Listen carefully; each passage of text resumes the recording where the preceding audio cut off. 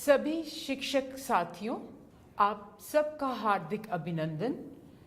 Good afternoon to each one of you and welcome to this live conferencing. आज हमारे बीच में इंदिरा गांधी राष्ट्रीय मुक्त विश्वविद्यालय के सम कुलपति प्रोफेसर सत्यकाम जी हैं। उनका अभिनंदन करने से पहले दो तीन बातें। राष्ट्रीय शिक्षा नीति, नई राष्ट्रीय शिक्षा नीति, जैसा कि आप सबको पता है, 2020 में घोषणा की गई भारत सरकार ने। शिक्षा मंत्रालय, भारत सरकार ने इंदिरा गांधी राष्ट्रीय विश्वविद्यालय को 15 लाख हायर एजुकेशन इंस्टीट्यूशंस के शिक्षकों को इसका प्रशिक्षण का भार दिया। आप सबने तो पढ़ लिया होगा राष्ट्रीय शिक्षा नीति, पर ये ऑनलाइन प्रशिक्षण जो शिक्षा मंत्रालय ने कहा, ये 36 घंटे का कार्यक्रम है। आप सबने स्वयं पे एनरोल किया। हमारा पहला कार्यक्रम 9 सितंबर से शुरू हुआ और 17 सितंबर तक रहा। पहला बैच, जिसमें 6400 शिक्षकों ने भाग लिया। अब ये सेकंड बैच है, जिसमें आप सब उपस्थित हैं, जो आज से शुरू हुआ है और ये चलेगा 30 सितंबर तक। जैसा कि आप सब ने स्वयं प्लेटफॉर्म पोर्टल पे जाके देखा होगा, इसमें वीडियोस हैं, इसमें टेक्सचुअल मॉड्यूल्स हैं, जो हम आशा करते हैं कि आप सब ने पढ़ लिए होंगे। इसमें डिस्कशन फोरम है और 6 लाइव कॉन्फ्रेंसिंग सेशंस हैं जो आज से शुरू हुए हैं। तो आज का पहला जो सेशन है लाइव टेली कॉन्फ्रेंसिंग, जो आप सब स्वयं प्रभा पे देख रहे हैं, उसका पहला आज सेशन है। मैं अपने सम कुलपति प्रोफेसर सत्यकाम का फिर से एक बार अभिनंदन करती हूँ। और जैसा कि आप सब ने पढ़ा होगा राष्ट्रीय शिक्षा नीति में कि क्षेत्रीय भाषा, राष्ट्रीय भाषा पे काफी जोर दिया गया है और शिक्षण पद्धति में इसका कैसे उपयोग किया जा सकता है, इसके बारे में हमारे सम कुलपति प्रोफेसर सत्यकाम आज चर्चा करेंगे। आशा करती हूँ कि आप सब अपने चैट में प्रश्न भेजेंगे। 25 से 30 मिनट या उससे कम एक प्रेजेंटेशन होगा प्रोफेसर सत्यकाम का और उसके बाद प्रश्न उत्तर होगा। शुक्रिया, थैंक यू।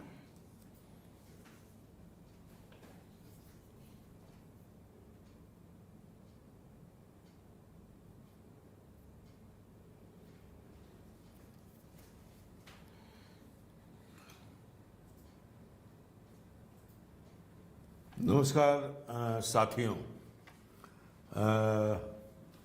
आज मेरी खुशनसीबी है, मेरा सौभाग्य है कि मैं अपने शिक्षक साथियों के साथ वार्ता करने जा रहा हूं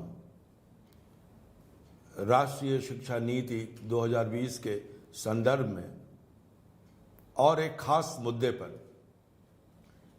वो मुद्दा है मातृभाषाओं में, भारतीय भाषाओं में, आपकी अपनी भाषा में, जहाँ जहाँ आप लोग महाविद्यालयों और विश्वविद्यालयों में कार्यरत हैं, वहाँ की भाषा में हम अपने विद्यार्थियों को कैसे पढ़ाएं। कैसे उनसे वार्तालाप करें। आमतौर पर यह माना जाता है और एक जो हमारे मस्तिष्क में ये जो धारणा है कि हम अंग्रेजी के माध्यम से ही बेहतर पढ़ा सकते हैं और इसी में उच्च गुणवत्ता की शिक्षा दी जा सकती है, लेकिन ये एक भ्रम है। वस्तुतः एक औपनिवेशिक हस्तक्षेप है, औपनिवेशिक भार है हमारे ऊपर। जो नई शिक्षा नीति, राष्ट्रीय शिक्षा नीति 2020 है, वो इसी भाषागत दासता से हमें मुक्त करवाना चाहती है, क्योंकि जब तक हम अपनी भाषा में सोचेंगे नहीं, जब तक अपनी भाषा में हम क्रियान्वयन नहीं करेंगे, पढ़ाई जो हमारा काम है, मैं भी आप ही की तरह एक अध्यापक हूं और ये समझ लीजिए कि एक अध्यापक अपने अध्यापक साथियों के साथ चर्चा कर रहा है। मैंने जब नई शिक्षा नीति यानी राष्ट्रीय शिक्षा नीति को पढ़ना शुरू किया तो मैंने ये देखा कि प्राथमिक विद्यालय से लेकर उच्च शिक्षा तक जो इस राष्ट्रीय शिक्षा नीति में जो एक सूत्र जो हमें दिया गया है, वह सूत्र है भारतीयता का। ये इस शिक्षा नीति का एक बहुत ही विशिष्ट लक्षण है, एक स्पेशल क्वालिटी है इसकी, एक गुणवत्ता है इसकी कि भाषा के बारे में बात की गई, भारतीयता के बारे में बात की। अब जब भारतीयता के बारे में बात की जा रही है कि हमें भारतीय ज्ञान परंपरा को आगे लाना है, तो हम अंग्रेजी के माध्यम से या किसी भी विदेशी भाषा के माध्यम से उस ज्ञान परंपरा को कैसे अपने विद्यार्थियों तक पहुंचा सकते हैं। बहुत से ऐसे क्षेत्र हैं जिनकी हम अंग्रेजी में व्याख्या नहीं कर सकते।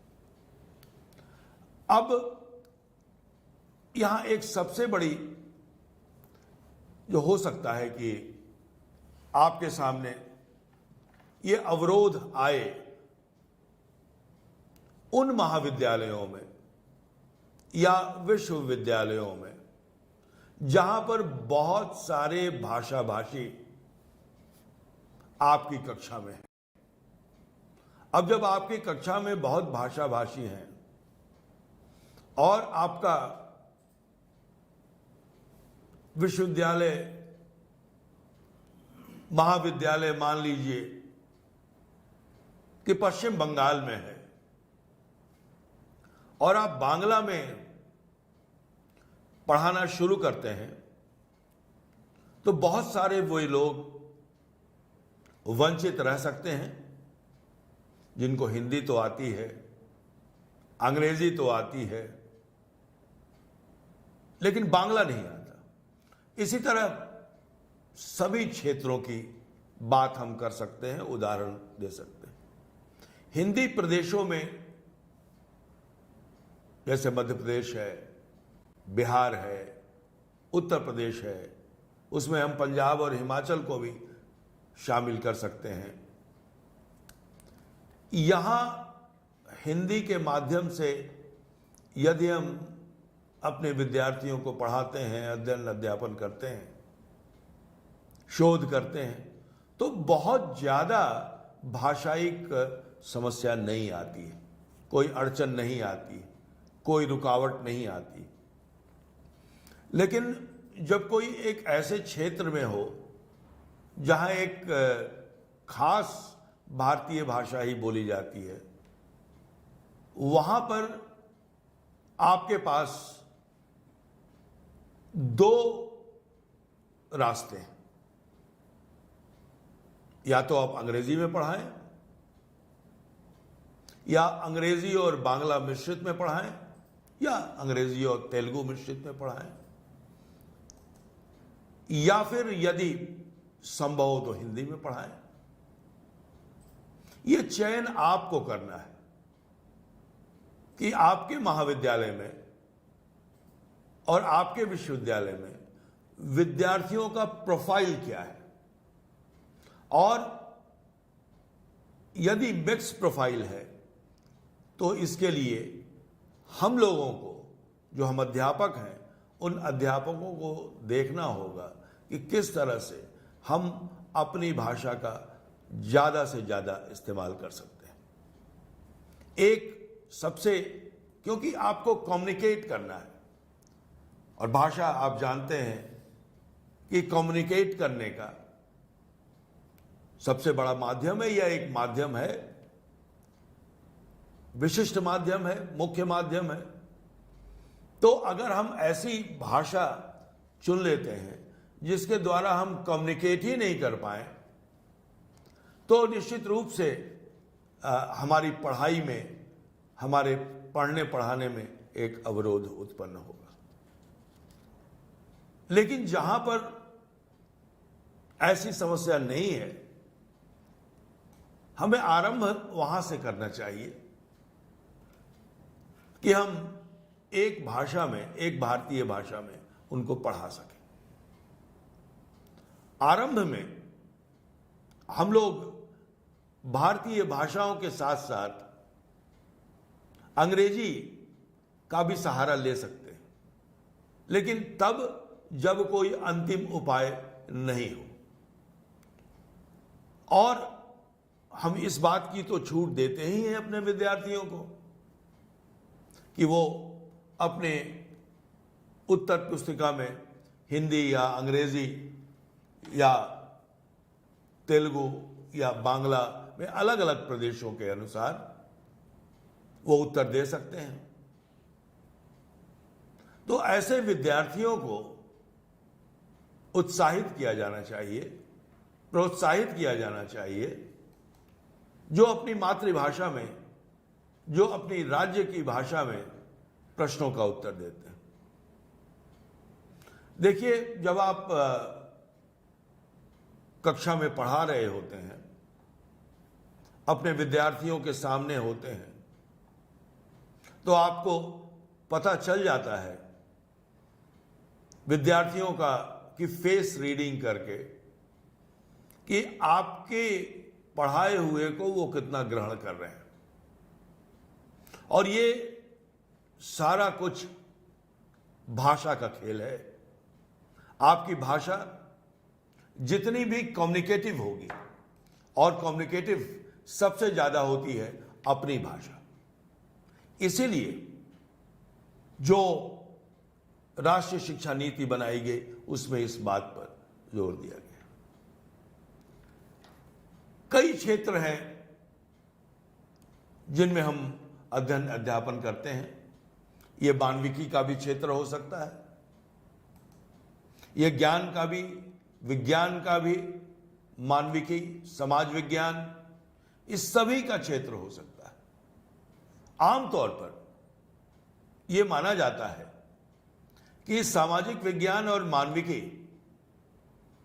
के जो विषय हैं उनको तो भारतीय भाषाओं में, हिंदी में और अन्य भाषाओं में पढ़ाया जा सकता है, लेकिन विज्ञान को नहीं पढ़ाया जा सकता। मैं अपने अनुभव के आधार पर आपको बता सकता हूं कि मैंने मैट्रिकुलेशन तक मैं विज्ञान का विद्यार्थी था।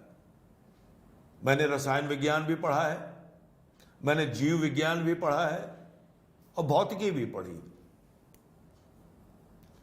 और ये तीनों ही जो विज्ञान की शाखाएं हैं उनका अध्ययन हमने हिंदी में किया है। और भी कई महाविद्यालयों में यदि हम सर्वेक्षण करें तो जो अध्यापक है वो अध्यापक अपने क्षेत्र की भाषा में ही पढ़ाता है। और आप ये देखेंगे अगर आप खोज करें, सर्वेक्षण करें,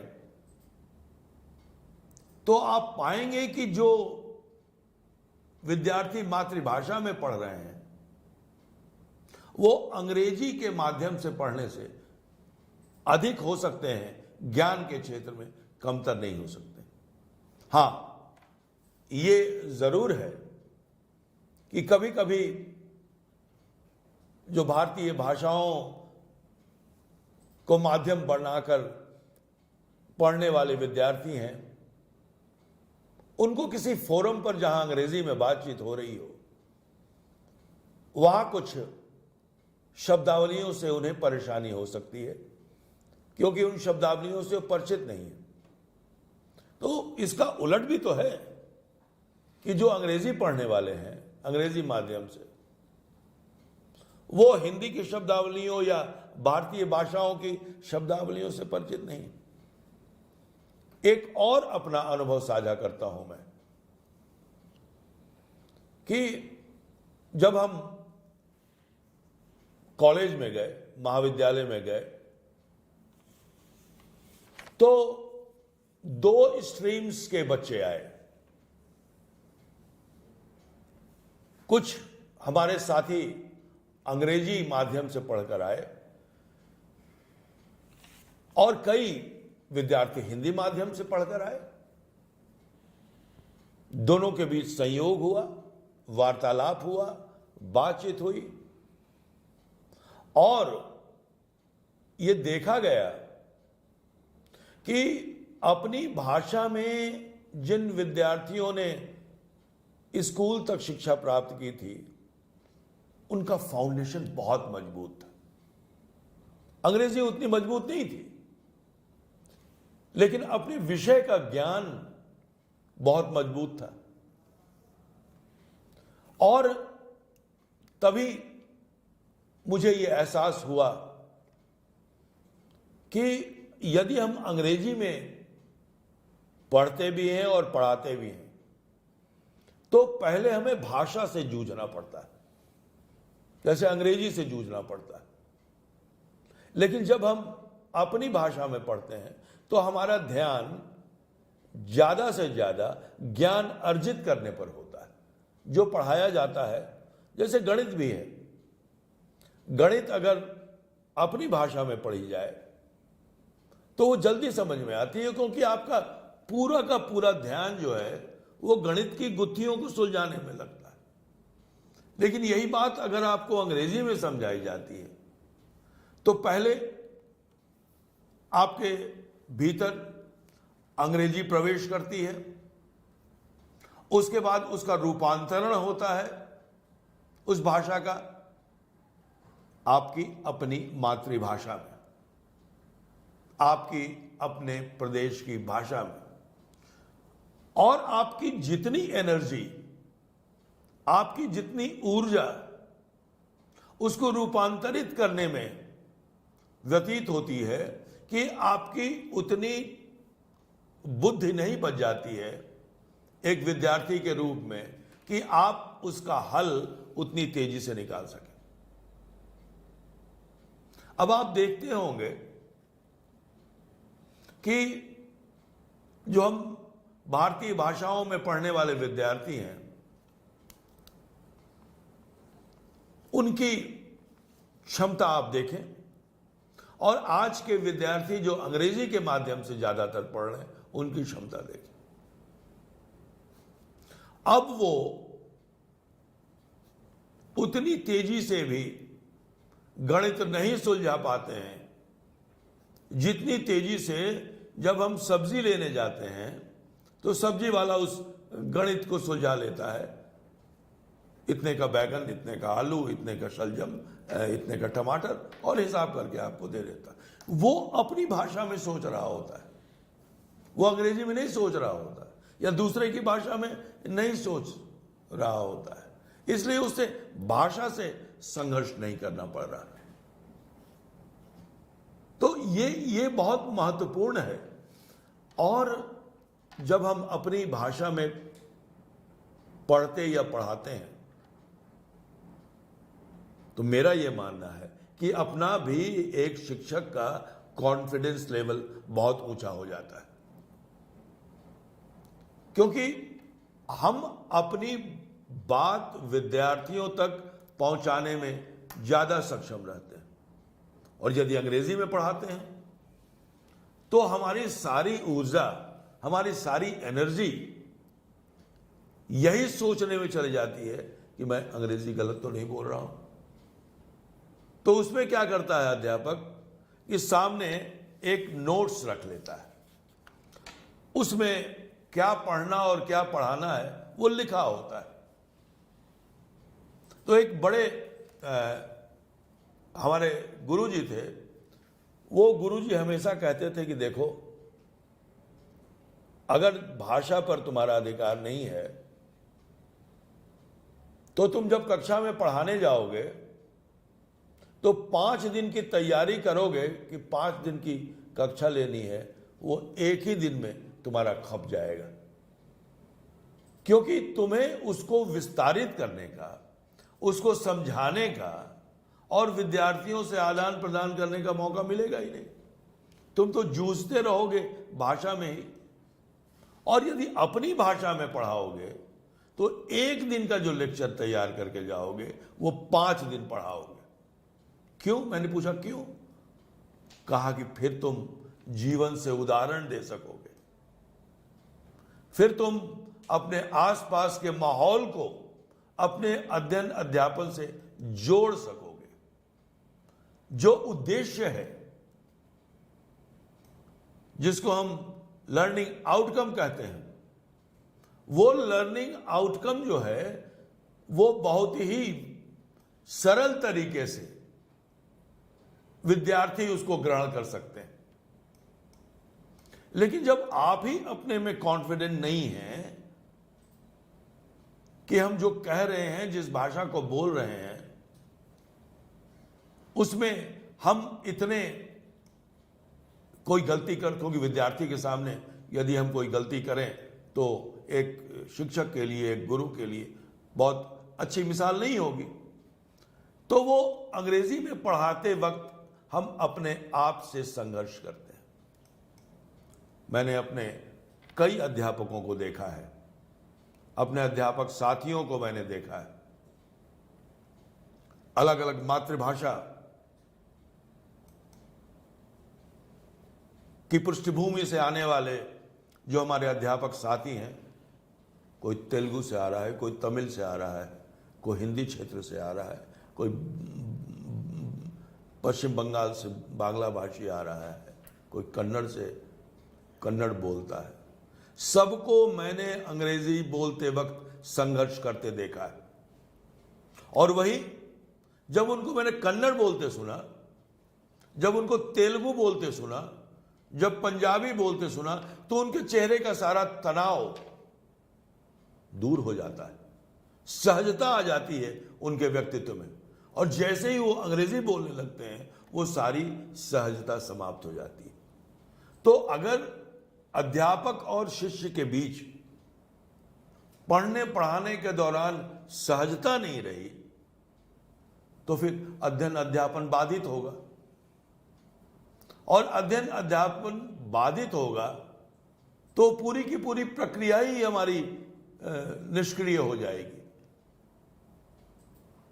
जिस उद्देश्य के लिए हमने इतना परिश्रम किया है, आज जो कार्य हम लोग कर रहे हैं, विद्यार्थियों तक ज्ञान को पहुंचाना, ये तो हो गया जो लोग प्रत्यक्ष रूप से कक्षा में पढ़ाने जाते हैं।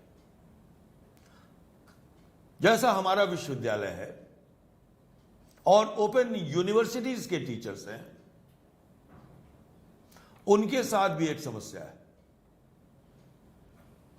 कि अंग्रेजी में अगर कोई यूनिट आई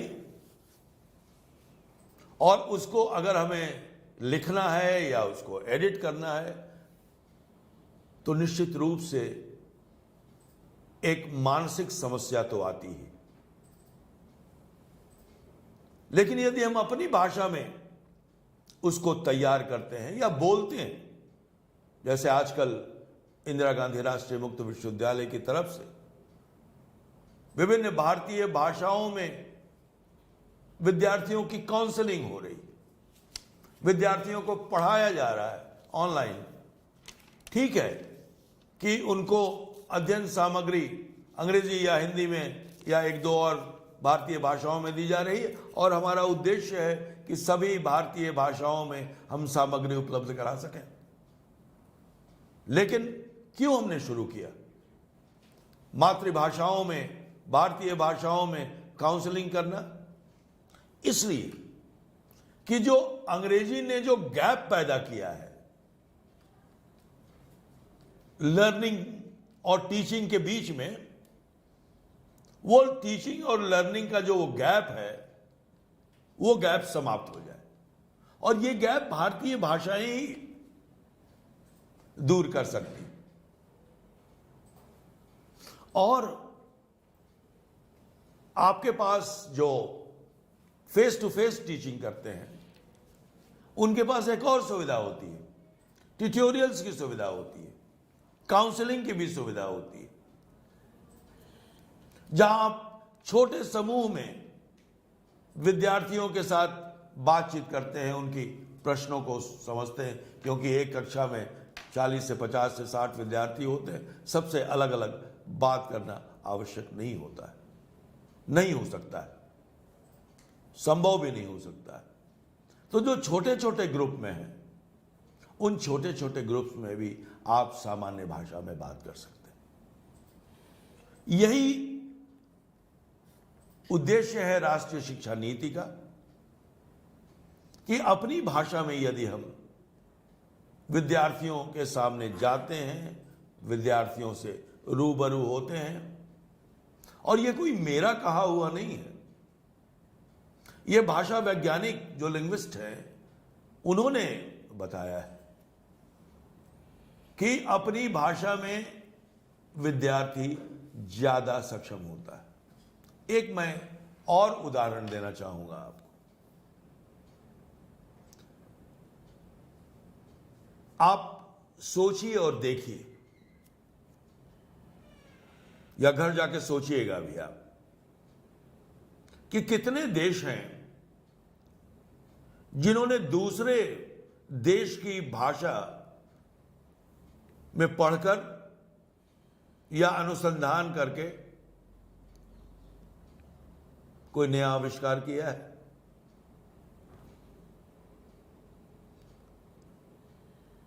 हमारे भारत में जितनी गाड़ियां चलती हैं, जरा आप उनको देख लीजिए। कौन सी गाड़ी हमने आविष्कारित की है और कौन सी गाड़ी जापान से आई है, कौन सी गाड़ी चीन से आई है, कौन सी गाड़ी कोरिया से आई है, कौन सी गाड़ी ब्रिटेन से आई है, कौन सी गाड़ी अमेरिका से आई है। आप देख लीजिए, कोई ऐसा देश इसमें से नहीं है जो दूसरे की भाषा में काम करता है। इसलिए वे आविष्कार करते हैं, नई नई गाड़ियां बनाते हैं। रूस और अमेरिका, चाहे वो परमाणु का क्षेत्र हो, चाहे नए नए आविष्कार का क्षेत्र हो, या जापान, अपनी भाषा में बात करते हैं। हम क्यों नहीं कर सकते? तो जब तक, और ये भी अन्वेषकों, शोध करने वालों द्वारा खोजा गया तथ्य है कि अपनी भाषा में काम करने वाला व्यक्ति ही आविष्कारिक हो सकता है। दूसरे की भाषा में काम करने वाला अनुयायी तो हो सकता है, फॉलोअर हो सकता है। हम बड़े बड़े कंप्यूटर के कंपनीज में काम तो कर सकते हैं, लेकिन हम कंप्यूटर नहीं बना सकते, हम सॉफ्टवेयर उस तरह का डेवलप नहीं कर सकते हैं। जब भी सॉफ्टवेयर लेना होगा, हमको आयातित ही करना होगा। ये ठीक है कि हमारे बहुत सारे जो विज्ञान के केंद्र हैं, वो सॉफ्टवेयर बनाते हैं, नए नए ऐप बना रहे हैं, और उसमें से ज्यादातर अंग्रेजी माध्यम से पढ़े हुए लोग होते हैं। लेकिन आप तुलना करके देख लीजिए कि क्या हमने कोई ऐसा मूलभूत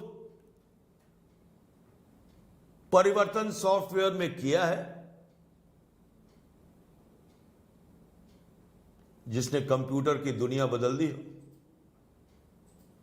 या पूरी दुनिया बदल दी हो जिसने।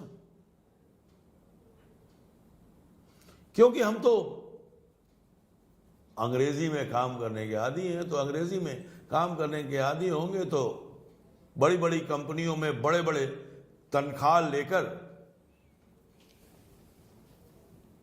हम काम तो कर सकते हैं, लेकिन हम न्यूटन नहीं बन सकते। इसलिए जरूरत इस बात की है कि हम लोग इस बात पर ध्यान दें कि अपने विद्यार्थियों को ज्ञान और विज्ञान की बात बताएं और अपना जो परिवेश है, अपनी जो भूमि है, उसकी हम बात करें। इस पर हम लंबी चर्चा कर सकते हैं। मैं सोचता हूं कि मैं अपनी बातचीत को यहीं पर मैं रोकता हूं और मैं अनुरोध करता हूं कि यदि कोई प्रश्न आए हों तो बताया जाए, जिनके बारे में हम बातचीत कर सकते हैं।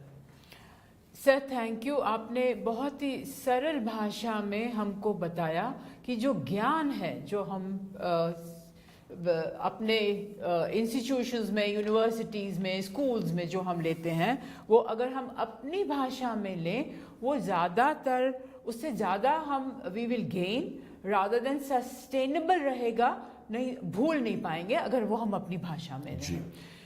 प्रश्न तो हैं। एक तो प्रश्न मैं कहूँगी कि बहुत लोगों ने लिखा है कि लैंग्वेज इंग्लिश होनी चाहिए, पर क्योंकि हम यहाँ मातृभाषा में बात कर रहे हैं, हम अपनी क्षेत्रीय भाषा की अगर हम बात कर रहे हैं, तो ये वाला सेशन जो था वो हिंदी में था। एक प्रश्न मैं अब लूँगी यहाँ पे। पहला प्रश्न जो है वो है कि बहुविषयक शिक्षण में स्थानीय भाषा का इस्तेमाल कैसे करें? मुझे लगता है कि बहुविषयक शिक्षण का मतलब यहाँ मल्टीडिसिप्लिनरी से है। देखिए, मेरा ये मानना है कि कोई भी विषय हो, चाहे वो मल्टीडिसिप्लिनरी हो, इंटरडिसिप्लिनरी हो, सारी भाषाओं को, ये सारे विषयों को, विषय और भाषा के बीच का जो संबंध है ना, वो कोई एक भाषा की बात नहीं करता है। आप एक ही विषय को, चाहे वो मल्टीडिसिप्लिनरी हो, इंटरडिसिप्लिनरी हो, इसका क्या मतलब है? यानी आप एक साथ कई चीजों को पढ़ रहे हैं। आप फिजिक्स भी पढ़ रहे हैं, दूसरी आप सोशल साइंसेज भी पढ़ रहे हो, एक आप ले लेते हैं आप फिजिक्स का विषय, एक विषय आप ले लेते हैं हिस्ट्री का, एक अंग्रेजी ले सकते हैं, एक संस्कृत ले सकते हैं। लेकिन सवाल है कि संस्कृत और हिंदी और इंग्लिश जो लैंग्वेज स्पेसिफिक कोर्सेज होते हैं उनको छोड़ दीजिए। तो आप जो फिजिक्स है वो किसी भी भाषा में पढ़ सकते हैं।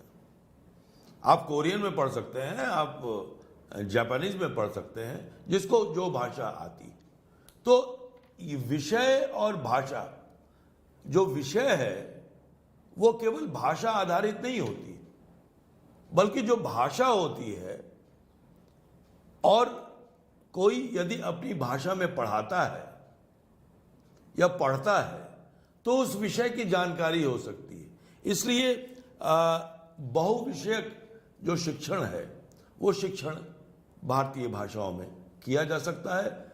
निश्चित रूप से अभी हमारे सामने अभी हमने चलना शुरू किया है, अभी इस पर हमने सोचना शुरू किया है, इसलिए हमारे मन में कई शंकाएं हैं, कई बाधाएं हैं, कई अड़चने हैं। लेकिन हम अगर आरंभ करेंगे, अगर हम शुरू करेंगे तभी तो मंजिल तक पहुंचेंगे। इसलिए मेरा ये कहना है कि साथियों, शिक्षक साथियों, एक पग उठाए, 1 स्टेप फॉरवर्ड, एक स्टेप हम आगे बढ़ाएं और देखिए कि ये जितनी भी हमारे दिमाग में जो भी हर्डल्स हैं वो हर्डल्स दूर हो जाएंगी and we will achieve our target. आपने अपने प्रस्तुतिकरण में कहा था कि टेक्निकल एजुकेशन की बात की, मेडिकल एजुकेशन की बात की, तो उससे संबंधित दो हमारे शिक्षकों ने 2 प्रश्न पूछे हैं। एक तो प्रश्न इंग्लिश में ही लिखा है कि, पर मैं उसको हिंदी में अनुवाद करती हूँ, when we use mother tongue, तो उसमें हम टेक्निकल टर्म्स को हम कैसे इस्तेमाल करेंगे। और दूसरा प्रश्न है technical institutions that is engineering colleges ने हिंदी में पढ़ाना शुरू कर दिया है, तो is it good for future? मैं इसका जवाब देता हूं, आप इसको इंग्लिश में ट्रांसलेट करके बता दीजिएगा सबको, हमारे विद्यार्थियों को, जो हमारे साथियों को। देखिए, जहां तक टेक्निकल एजुकेशन की बात है या मेडिकल एजुकेशन की बात है, थोड़ा पीछे लौट जाते हैं, शताब्दियों पहले। आपने सुश्रुत और चरक का नाम तो सुना होगा। वो किस भाषा में लिखते थे? डॉक्टर थे, चिकित्सक थे, इन्वेंटर थे, किस भाषा में लिखते थे? संस्कृत। वो इंग्लिश में तो नहीं लिखते थे। इसी तरह जो विश्वकर्मा टेक्निकल एडुकेटर, वो किस में लिखते थे? संस्कृत। तो जो भाषा उस समय उपलब्ध थी, तो हमारे जो ऋषि मुनि थे वही हमारे एडुकेटर भी थे, वही हमारे अध्यापक भी थे, वही हमारे आविष्कारक भी थे। और एक बात ध्यान में रखिए कि वो संस्कृत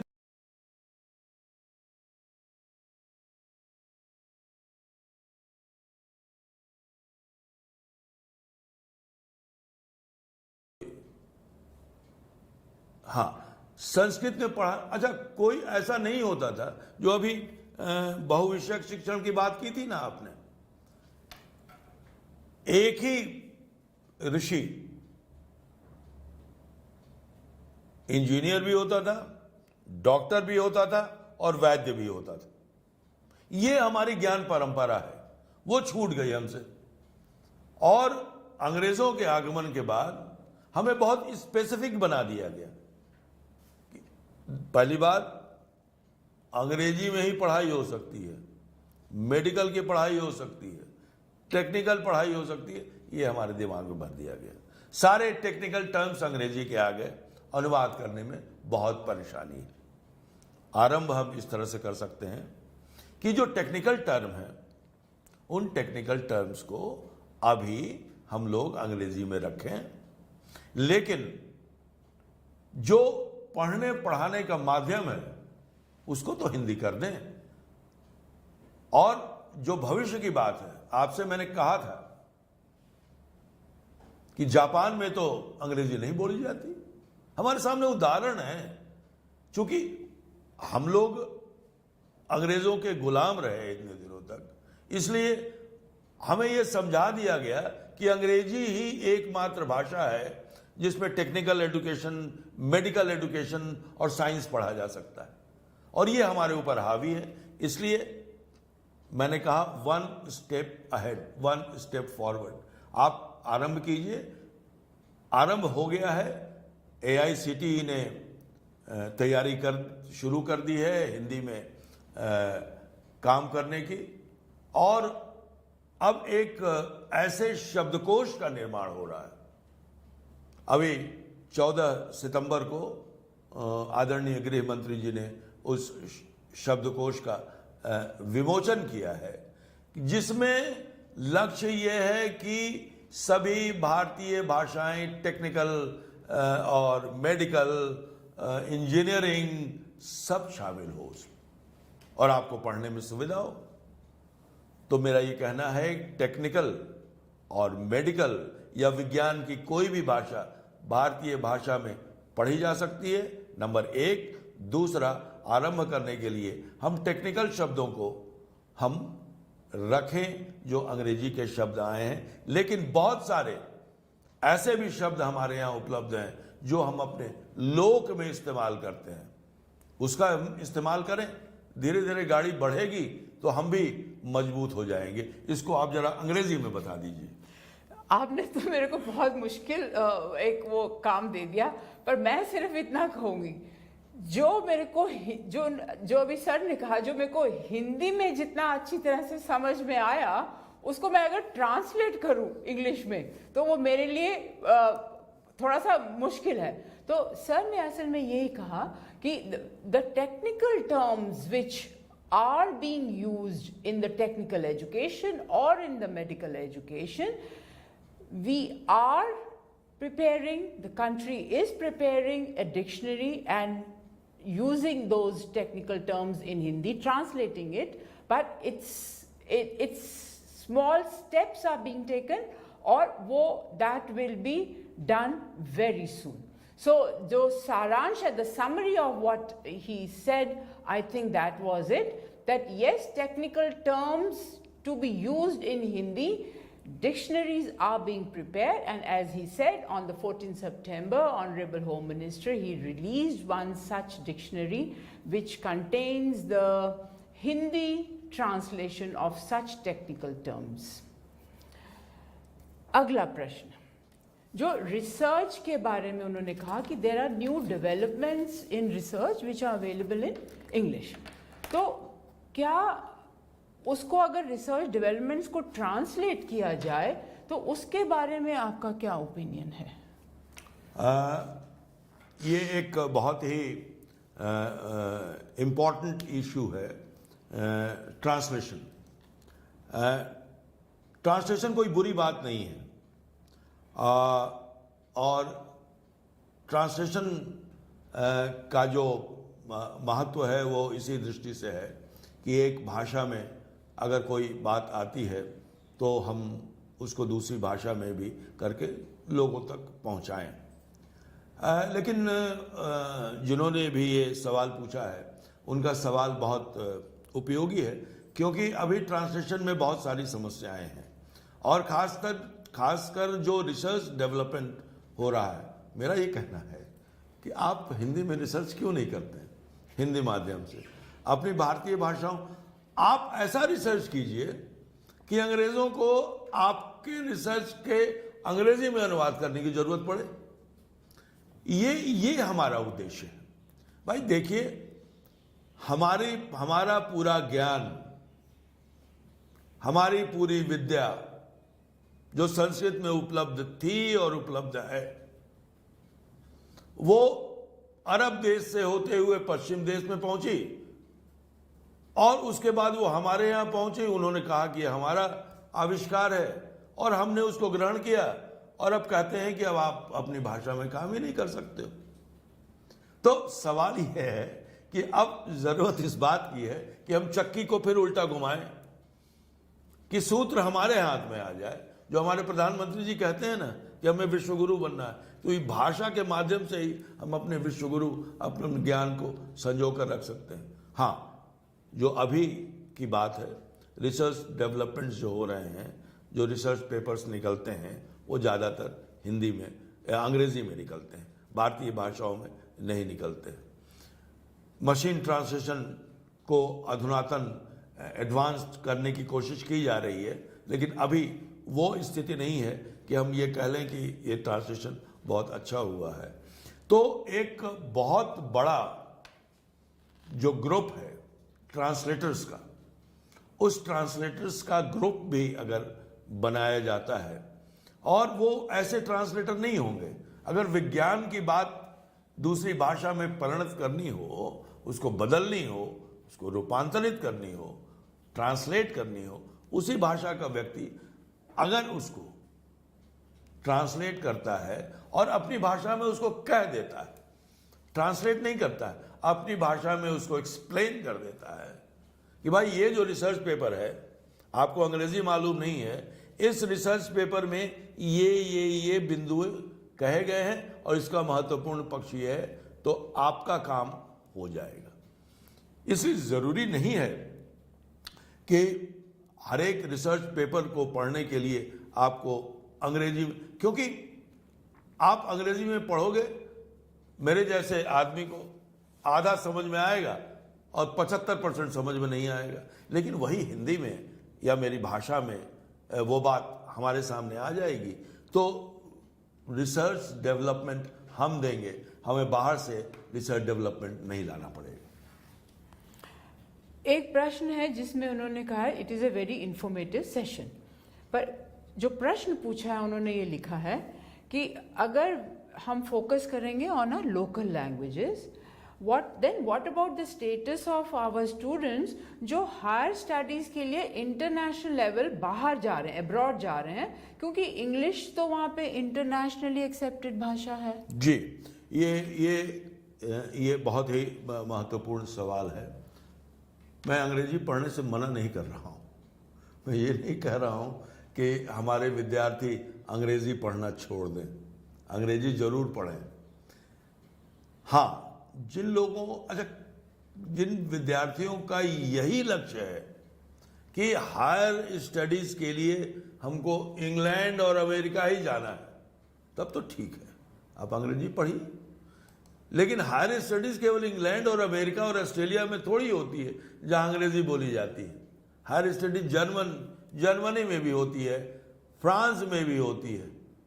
तो अब ये बताइए कि अगर आप जर्मनी जाइएगा या ईस्ट यूरोपियन कंट्रीज के किसी भी देश में चले जाइए, वहां तो वहां की भाषा सीखनी पड़ेगी, वहां तो अंग्रेजी में पढ़ाई नहीं होती है। जितने भी मेडिकल के छात्र या इंजीनियरिंग के छात्र विदेशों में जाते हैं, ये 3-4-5 अंग्रेजी भाषी देशों को छोड़कर, ये बहुत बड़ा भ्रम है कि आपके अंग्रेजी जानने से दुनिया के तमाम देशों में आप जा सकते हैं।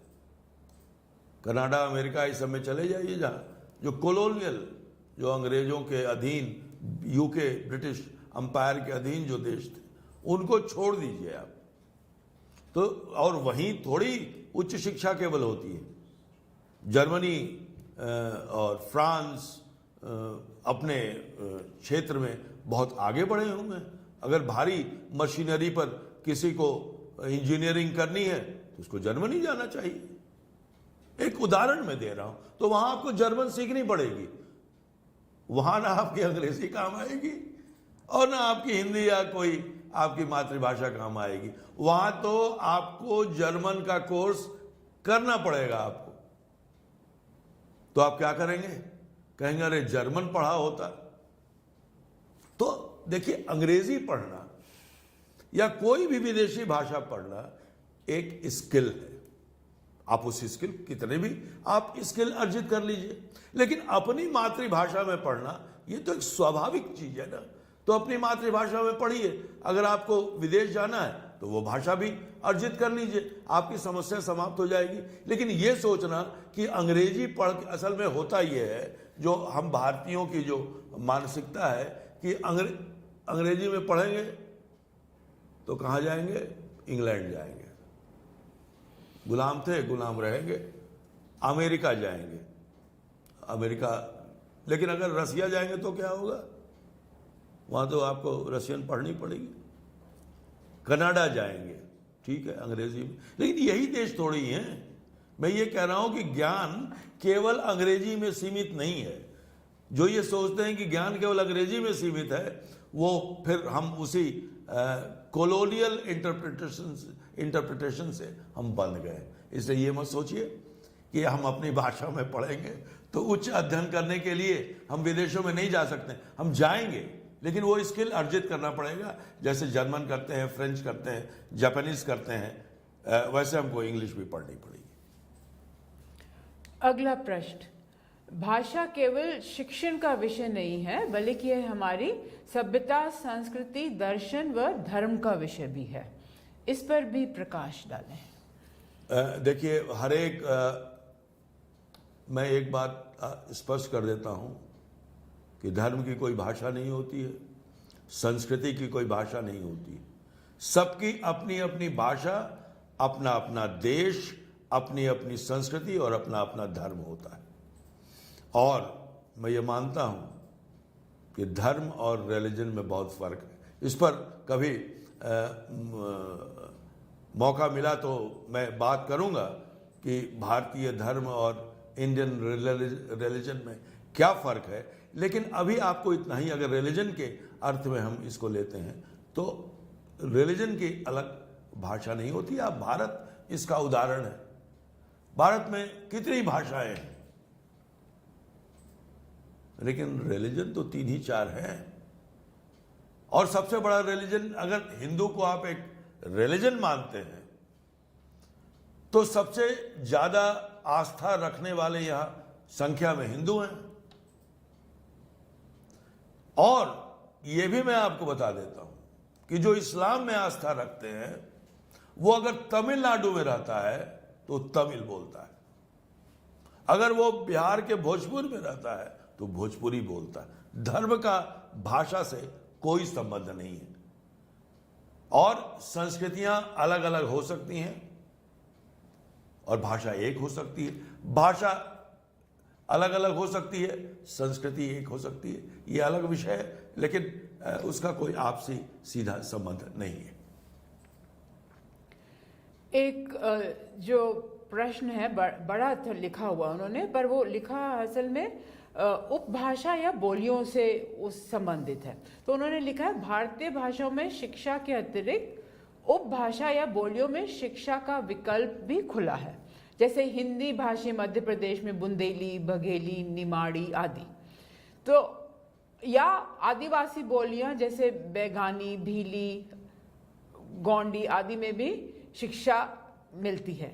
तो इसका क्या असर पड़ेगा छात्रों के ऊपर? जी देखिए, ऐसा है कि जो राष्ट्रीय शिक्षा नीति कहती है कि जो आरंभिक शिक्षा है 5वीं तक 8वीं तक वो मातृभाषा में होनी चाहिए, जैसे बघेली है, बुंदेली है, या भोजपुरी है, मैथिली है, मागी है, या राजस्थान में मारवाड़ी है, मेवाड़ी है, उसमें होनी चाहिए।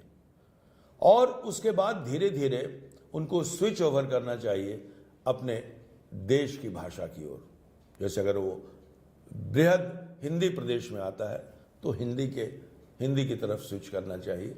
यदि जैसे तमिल में भी या तेलुगु में भी अनेक बोलियां हैं, तो बच्चा जब पढ़ाई शुरू करे तो जो तेलंगाना में रहता है, आंध्र प्रदेश में रहता है, या और भी जो उसके उपक्षेत्र हैं वहाँ की बोलियां, लेकिन कहीं ना कहीं वो तेलुगु से जुड़ी हुई हैं। देखिए, जितनी भी बुंदेलखंडी है, बघेली है, बगी है, ये हिंदी से अलग नहीं है, हिंदी से जुड़ती हैं, हिंदी को मजबूत करती हैं। और हिंदी जो मजबूत होती है इन्हीं बोलियों से होती है। तो हम आरंभ करें वहाँ से, उसमें से बच्चे को हिंदी में स्विच ओवर करने में या तेलुगु में स्विच ओवर करने में कोई दिक्कत नहीं होगी। लेकिन उसको आरंभिक शिक्षा जो है अगर अपनी मातृभाषा में मिल जाती है, भोजपुरी में मिल जाती, देखिए मैं ये कहना चाहता हूं कि जो भोजपुरी बोलने वाला है या मैथिली बोलने वाला है, जो मगही बोलने वाला है, जो बुंदेलखंडी, मारवाड़ी, मेवाड़ी बोलने वाला है, उसको भी हिंदी सीखनी होती है। तो अब आरंभ में यदि वो हिंदी सीखने लगता है तो मैं ये देखता हूं कि किस तरह से संघर्ष करता है। आप ये देख सकते हैं कि बहुत बार मजाक भी उड़ाते हैं कि किसी प्रदेश से, खास तौर पर अलग अलग हिंदी प्रदेश से अलग लोग आते हैं और खड़ी बोली हिंदी, जिसमें मैं आपसे बात कर रहा हूं, उसमें बोलना शुरू करते हैं तो ने की कितनी गलतियां करते हैं। कहीं ने लगाते हैं, कहीं नहीं लगाते हैं, तो हम कहते हैं इनको हिंदी आती नहीं है। तो ये कोई चिंता का विषय नहीं है, ये बिल्कुल हमारे राष्ट्रीय शिक्षा नीति के अंतर्गत ही है। सर, समय की सीमा है, हमारे पास 5 मिनट का और वक्त है। प्रश्न बहुत हैं हमारे पास, पर 1-2 प्रश्न और मैं लूंगी। क्या पाठ्यक्रम पुस्तक भारतीय भाषा में उपलब्ध होगी? देखिए, जो राष्ट्रीय शिक्षा नीति का उद्देश्य है, उसका उद्देश्य यही है कि जो पाठ्य पुस्तकें हैं वो मातृभाषा में और राज्य की भाषाओं में उपलब्ध हों। अभी भी हैं, लेकिन इसको व्यापक करना है। और ये हमारा उद्देश्य ये है राष्ट्रीय शिक्षा नीति का कि आरंभ, और ये हम शिक्षाविदों को करना है कि जो मातृभाषाएं हैं उसमें भी पाठ्य पुस्तकें बनाई जाएं, और जैसे 1 से 5 मान लीजिए बघेली में बना लिया, 5 से 8 हिंदी में बना लिया, तो हिंदी में तो कई जगहों पर हिंदी में बन रही है, एनसीईआरटी भी पुस्तकें बनाती हैं। स्थानीय स्तर पर भारतीय भाषाओं में पाठ्य पुस्तकें बन रही हैं, पढ़ाई हो रही है, इसे और सम्मान देने की जरूरत है, इसमें लोगों का विश्वास पैदा हो, इसके लिए हम सभी शिक्षकों को एक साथ मिलकर काम करने की जरूरत है, और पहले अपने में विश्वास पैदा करना। अगर हम शिक्षक अपने में विश्वास पैदा नहीं कर सकेंगे कि हम भारतीय भाषाओं में पढ़ा सकते हैं या हमारे विद्यार्थी पढ़ सकते हैं, तो सबसे पहले आप अपने को मजबूत कीजिए, हम अपने को मजबूत करें, तभी हम अपने विद्यार्थियों को ये समझा पाएंगे। हम, और सबसे बड़ी बात है अभिभावकों को भी ये समझाने की जरूरत है कि यदि आपका बच्चा मातृभाषा में पढ़ेगा तो अच्छा इंसान बनेगा, बेहतर नौकरी पाएगा और आगे बढ़ेगा। अंग्रेजी में पढ़ेगा तो ड्रॉप आउट होने की संभावना बहुत ज्यादा है। शिक्षाविद ने सर्वेक्षण किया है कि कितना ज्यादा ड्रॉप आउट होता है इस भाषा के व्यवधान के कारण। आखिरी प्रश्न, how do we accommodate tribal languages according to NEP 2020? जी, ये बहुत महत्वपूर्ण है, और कि बहुत सारी भाषाएं हैं, ट्राइबल भाषाएं भी हैं जिनको बचाने की जरूरत है, तो इसके लिए बड़ा काम करना पड़ेगा। अभी कई संस्थाएं ट्राइबल जनजातीय भाषाएं हैं उनको बचाने के लिए काम कर रही हैं। असल में ट्राइब्स का एक जो रहने की संस्कृति है कि वो हस्तक्षेप नहीं चाहते हैं, और इसके चलते क्या, जो छोटे छोटे ट्राइब्स हैं, भाषा का एक गुण होता है और ये अवगुण भी है कि अगर वो कम्युनिकेशन चैनल में नहीं है तो वो मान लीजिए 2, 4, 10, 20, 25, 100 के बीच में वो भाषा बोली जा रही है, और 8 कोस पर पानी बदले और 4 कोस पर बानी, वो सिद्धांत अगर रहेगा तो भाषाएं तेजी से मरेगी। भाषा जितनी कम्युनिकेटिव होगी उतना ज्यादा जिंदा रहेंगी। हिंदी क्यों व्यापक हो गई? क्योंकि हिंदी इतने क्षेत्रों, फिल्में बनती हैं हिंदी में, लोग एक दूसरे से बात करते हैं हिंदी में, तो जिस भाषा में कम्युनिकेशन ज्यादा होगा, लेकिन उनको बचाने के लिए हमें अलग से नीति बनानी पड़ेगी, और इस राष्ट्रीय शिक्षा नीति में उसका भी हवाला दिया गया है कि किस तरह से जो भाषाएं अल्प लोगों द्वारा, थोड़े से लोगों द्वारा बोली जा रही है और जिसमें कम्युनिकेशन विस्तार नहीं है बहुत ज्यादा, उनको बचाने के लिए, तो उनको बचाने के लिए जो अलग अलग संस्थाएं हैं वो प्रयास कर रही हैं, और उनको भी हम मेन स्ट्रीम में, आदर्श तो ये है कि वो अपनी भाषाओं में पढ़ें, लेकिन ये आदर्श है, ये यूटोपिया है, यहां तक भी हम पहुंचने की कोशिश करेंगे, लेकिन धीरे धीरे करेंगे। ज्यादा तेजी से करेंगे तो शायद हम लोग अपनी मंजिल पर नहीं पहुंच सके। सोच समझ के इसे कार्यान्वित करना है और अपनी मंजिल तक पहुंचना है। सर, धन्यवाद आपका। आपने बहुत ही सरल भाषा में हमको बताया कि नई शिक्षा नीति में क्षेत्रीय भाषा, मातृभाषा के साथ कैसे शिक्षण किया जा सकता है, उसके बारे में 2-3 प्रश्न announcements हैं which we have to just make it. Firstly, tomorrow also we have, like for 6 continuous days we are having the live conferencing. Tomorrow we are going to have another very important session by Indira Gandhi National Open University's Pro Vice Chancellor on reimagining vocational education. दूसरा प्रश्न जो बहुत सारे आप लोगों ने, the question which you have asked it on the chat is that whether these videos will be available to each one of you. All these videos for 6 days will be available to each one of you. As we said, the last batch where we covered 6,400 teachers, वो videos भी हमने स्वयं portal पे डाला है, कुछ डालेंगे। ये जो 6 दिन का लाइव टेलीकॉन्फ्रेंसिंग होगा स्वयं प्रभा पे, इनके वीडियोस को भी हम स्वयं पोर्टल पे हम डालेंगे। बहुत सारे प्रश्न थे क्विज असेसमेंट से संबंधित, वो भी हम आपको बताएंगे। तो आप लोग ये जो लाइव कॉन्फ्रेंसिंग है सेशन जो है 3 से 4, जिसका शेड्यूल जो है स्वयं पोर्टल पे वो that is available, look at that and follow the schedule. Please do attend very informative sessions like we had today। जैसे पहले कहा, पिछले बैच में 6400 हमारे साथियों ने इस प्रशिक्षण का लाभ लिया। इस बैच में there are more than 9,000 teachers who are enrolled। So do connect with us, especially live conferencing। Do read the textual material जो स्वयं पोर्टल पे है। 31 videos which are available, do watch them।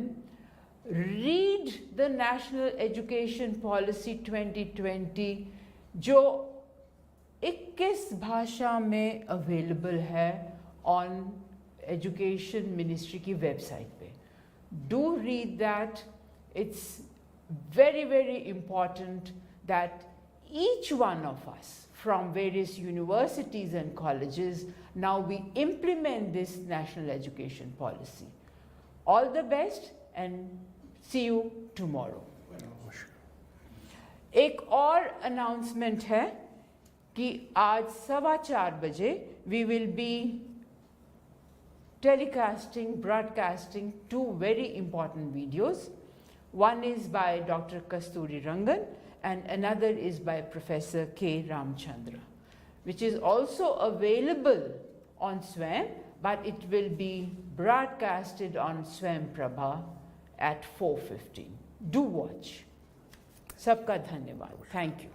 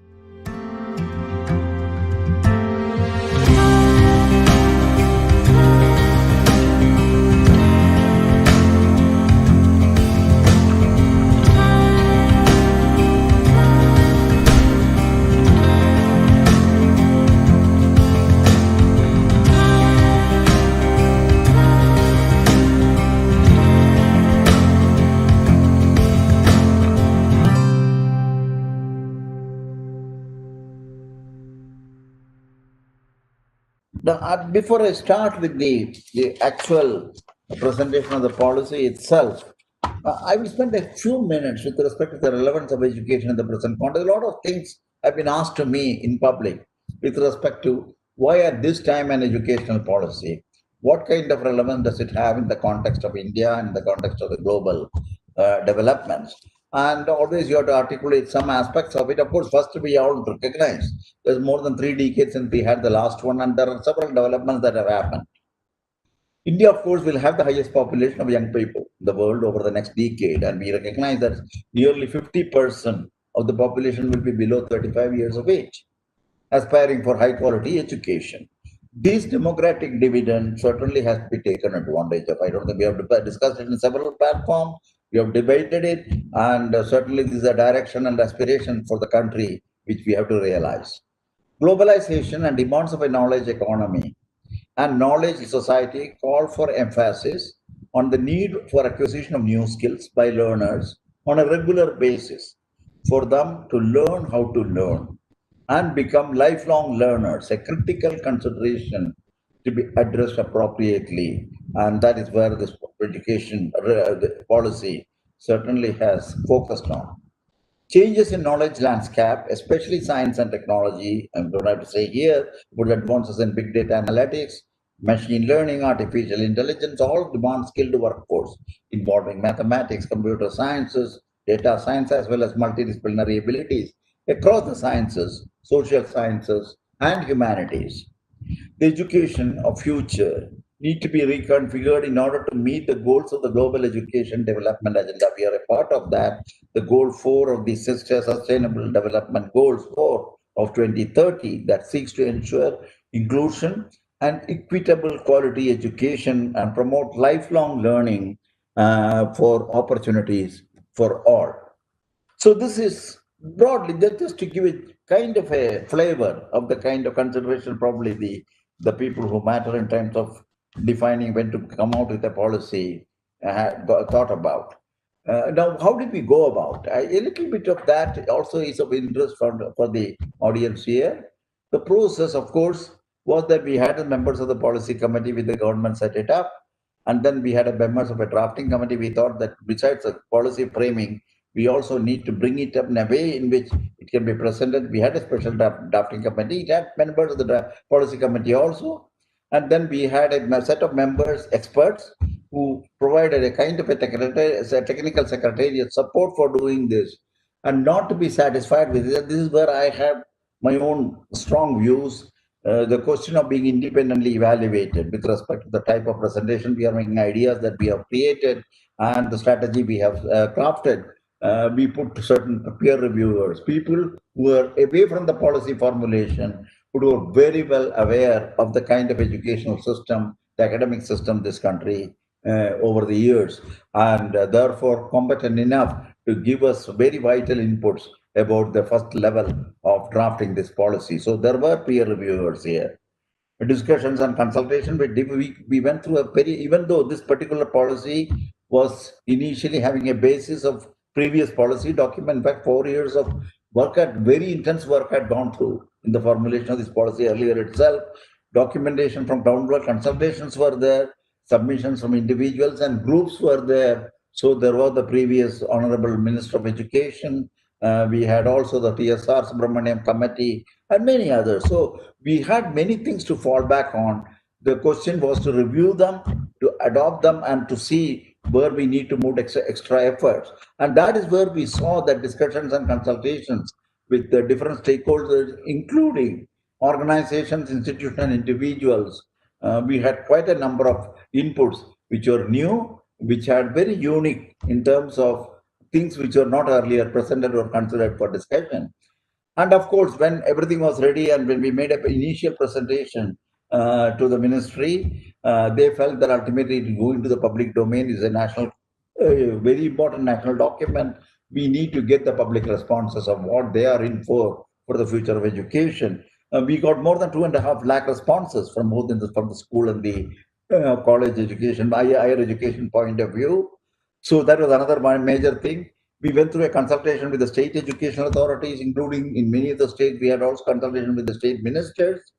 And then we had a review. So that when the policy was in the near final stages, the number of reviews were conducted by the Honorable Prime Minister himself. In fact, he went through every aspect of the policy and every items of the policy, and he wanted to make sure that there is a level of pragmatism and the ability to carry this forward in the implementation domain. So this is one of the important things that the Honorable Prime Minister, he came out with several interesting suggestions also, I should mention. So that is the other part of it. And finally, we got the cabinet approval on the 29th of July 2020. Immediately following that, for a number of measures, the first and foremost was to make sure that there is a very intense familiarization process for this. So major conferences with chancellors, vice chancellors, directors of higher education institutions, other high-level functionaries were convened. These are meetings convened by UGC and Ministry of Education and addressed by Honorable Prime Minister and His Excellency the President of India. So these were kind of things that were also carried. This also underscored the importance at the highest level that they attach to the policy. And now we are in the stages, and I will say at the end of my talk a little bit about how the concerned agencies and the ministry is moving towards the implementation. Now, to just give a framework for the policy provides an integrated and flexible approach to education. It has kept the interconnectedness, the various phases of education in mind, and how the same will enable continuity, coherence, and processes to ultimately realize an end-to-end educational roadmap for the country. An articulation of a broad view of education encompassing the holistic development with special emphasis on kindling of the creative potential of each individual in its richness and complexity has grown increasingly popular in the recent years, several domains of discussions. The policy thus aims at the development of the 21st century skills. I don't have to re-emphasize what these 21st century skills are here for the students, while giving them the flexibility in making choices consistent with the dynamics of a knowledge society. Before we go straight into the higher education and go into the details of the same, a little bit about the connection between the school education and the higher education. We do recognize, all of us, and the policy does so, the interconnectedness of the various phases of education. I mentioned it earlier. School education is of intrinsic importance, there's no question. How a student experiences the schooling phase of education could have a significant influence on those subsequently pursue higher education, including professional and vocational, besides, of course, helping to lay the foundation for lifelong learning. So keeping this in mind, I'm trying to first put the overall policy element, the element that is gone into the policy as a part of the academic side, not just on the governance and other areas. We have the early childhood care and education, home education, Anganwadis and preschools. One of the very key elements, because we did make transformatory recommendations in the context of the early school education. I will say a few words about it in the subsequent projections. And right now it is divided over a 15-year period of foundational, preparatory, middle, and secondary. We'll see the details of that. On the higher side, of course, we have the undergraduate, general education, teacher education, professional and vocational, to focus a little bit. And then we have the postgraduate, masters, and PhD, need not be emphasized here. And ultimately, a national research foundation, a unique institution that will spur the research, and particularly in the educational institution and university system particular. And then, of course, we have areas like lifelong learning, adult education, and many other areas that have been also including the use of technology for education. These are all part and part. So this is just the broad elements of the policy which you have touched upon in the policy. And I will, of course, as requested, I will try to concentrate on the higher education, but not before saying a few words about the kind of things that we have thought about in bringing the school education to a new domain. The extent 10+2 structure is what the early school education will be. It will be modified with a new pedagogical and curricular restructuring of 5 plus 3 plus 3 plus 4, covering the ages 3 to 18. I have shown it here in terms of 4 levels. The foundational level, where the policy, this is the education starts, unlike at 6 years, now it starts at 3 years. 3 to 8 years is what we characterize the first 5 years as the foundational phase of the school education, 3 years of pre-primary, preschool, and then we have a primary education, which is first and second class, the grades. So you have the 5 years here. What is important in this phase, which will take you up to the age of 8, is the fact that the policy recognizes the individual differences in the cognitive development of children at this stage, and therefore formal structured learning will be absent during these 5 years. So the important thing is that each child has to be evaluated with respect to its growth of the brain, and these are not uniform, so there is no linear pattern in which the growth occurs. And it's also important that 85% of the brain virtually is matured by the age of 8. So we need to make sure that the learning process is suitably adopted, that maximal advantage of this kind of a pattern by 85% by the age of 8 is whether it is language learning, whether it is literacy and numeracy. These are all critical elements in this phase of the foundational phase of the school education. This you carry forward a little more from unstructured, you go into the curricular structure in the next 3 years, that is from age 8 to age 11, where the curricular structure and standardization can be slowly introduced. And carrying this forward for the next 3 years, you virtually go into subject areas. You have a teacher children student interaction much more effectively, and also have the capacity for abstraction, because that is something which was the earlier 2 phases much less because of the nature of the brain growth. And lastly, we have the secondary education, the last 4 years of school education, ages 14 to 18. There will be multidisciplinary orientation with exit options. This is the phase that will prepare the student for undergraduate program, and that's why I'm coming to this, because undergraduate program is very much related to the kind of orientation in the policy that we have tried to create in the secondary level of the school education, including early introduction of liberal arts education. So this is the kind of a thing. Of course, you have vocational education here, you have the exit option here. If you want to leave at the age of 18, the school education and take up some kind of a job, there are enough provisions for that, enough training and other kinds of things. In fact, we have recommended that we need to have a youngster who knows at least one vocational area thoroughly, 100% in by the time he leaves the school, that kind of a thing. And the first 4 elements of the vocational education in the overall scheme is a part of the secondary and part of the middle as well as the secondary education. So this is the broad thing. I thought I wanted to emphasize this mainly because these are the times in we understand today the neural sciences and the kind of cognitive science which dictated this study of creating a policy around the present understanding of the brain and its growth. And I thought I should bring it to the attention of this erudite audience.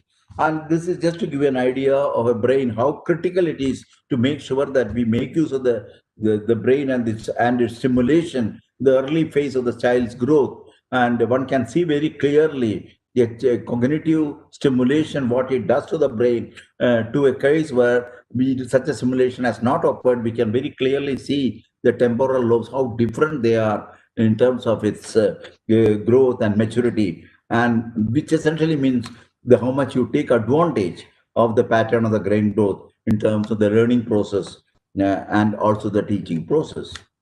Now, having said all this with respect to the school education, we move over to the undergraduate education, part of the higher education. What the policy does is to promote a holistic. We have made a broad approach which is holistic and multidisciplinary at the undergraduate level. And this is something which is not new to this audience, and especially I don't know IIT Delhi's some of the very early efforts in the context of holistic and multidisciplinary education. They generate more imagination and creativity in the student to ensure their all-rounded development.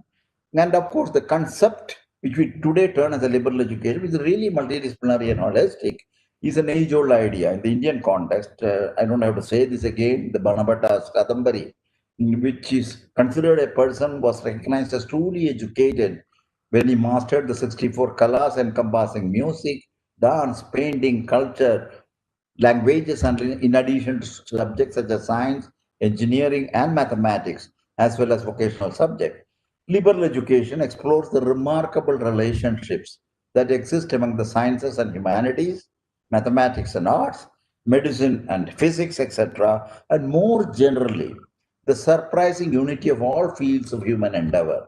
A comprehensive liberal education develops all capacities of human beings: intellectual, aesthetics, social, physical, emotional, and moral in an integrated manner. So, this is the approach, and this is the one we have tried to translate into the policy as a crucial step to lead India into the 21st century. The fourth industrial revolution, multidisciplinary education is central. Even engineering schools, I know IITs following this, in this case, will move towards more holistic multidisciplinary education with more arts and humanities. While arts and humanities students will have to learn more science, while all will try to make an effort to incorporate more vocational subjects and soft skills. India's rich legacy, I mentioned about Bhatta's work and many other kind of work subsequently in the arts as well as in sciences and beyond, will significantly help in making the move towards such an education, hopefully an easy and natural transition. Now, how is it that the policy has put that in concrete terms? Liberal education with broad multidisciplinary explanation, it has to be an imaginative and flexible curricular structure, creative combinations of disciplines of study. This has been chosen, whether it's arts, crafts, sciences, mathematics. One has to see how do you create a creative combination. This has to be all worked out. And multiple exit and entry option is another important feature of the undergraduate education. And master's and doctoral education will provide a sub-based specialization as a part of the higher education. The 3 to 4 year undergraduate course with multiple exit options. The 4-year program is the main recommendation in terms of the undergraduate program. Undergraduate degree will encompass, of course, liberal arts, multidisciplinary and holistic education. And then you have the chosen major and minor concept that is there. We have the vocational subjects, and later on, even professional education will be brought into this kind of an undergraduate education, which is a 4-year. The 3-year program, which is currently very much there, will be retained with the necessary changes to bring in more holisticity and interdisciplinarity. Both the 3 and 4-year programs lead to a degree with honors with research work. So that is another thing that one. So there is a provision for research work in the undergraduate program, which prepare on one side, it really enriches the youngster, on the other side, we certainly have a better preparation for the higher education. And ultimately, exit provision does exist with a 2-year diploma in the with a 2-year diploma at the end of 2 years of undergraduate, and a 1-year certificate at the end of the first year of the undergraduate education.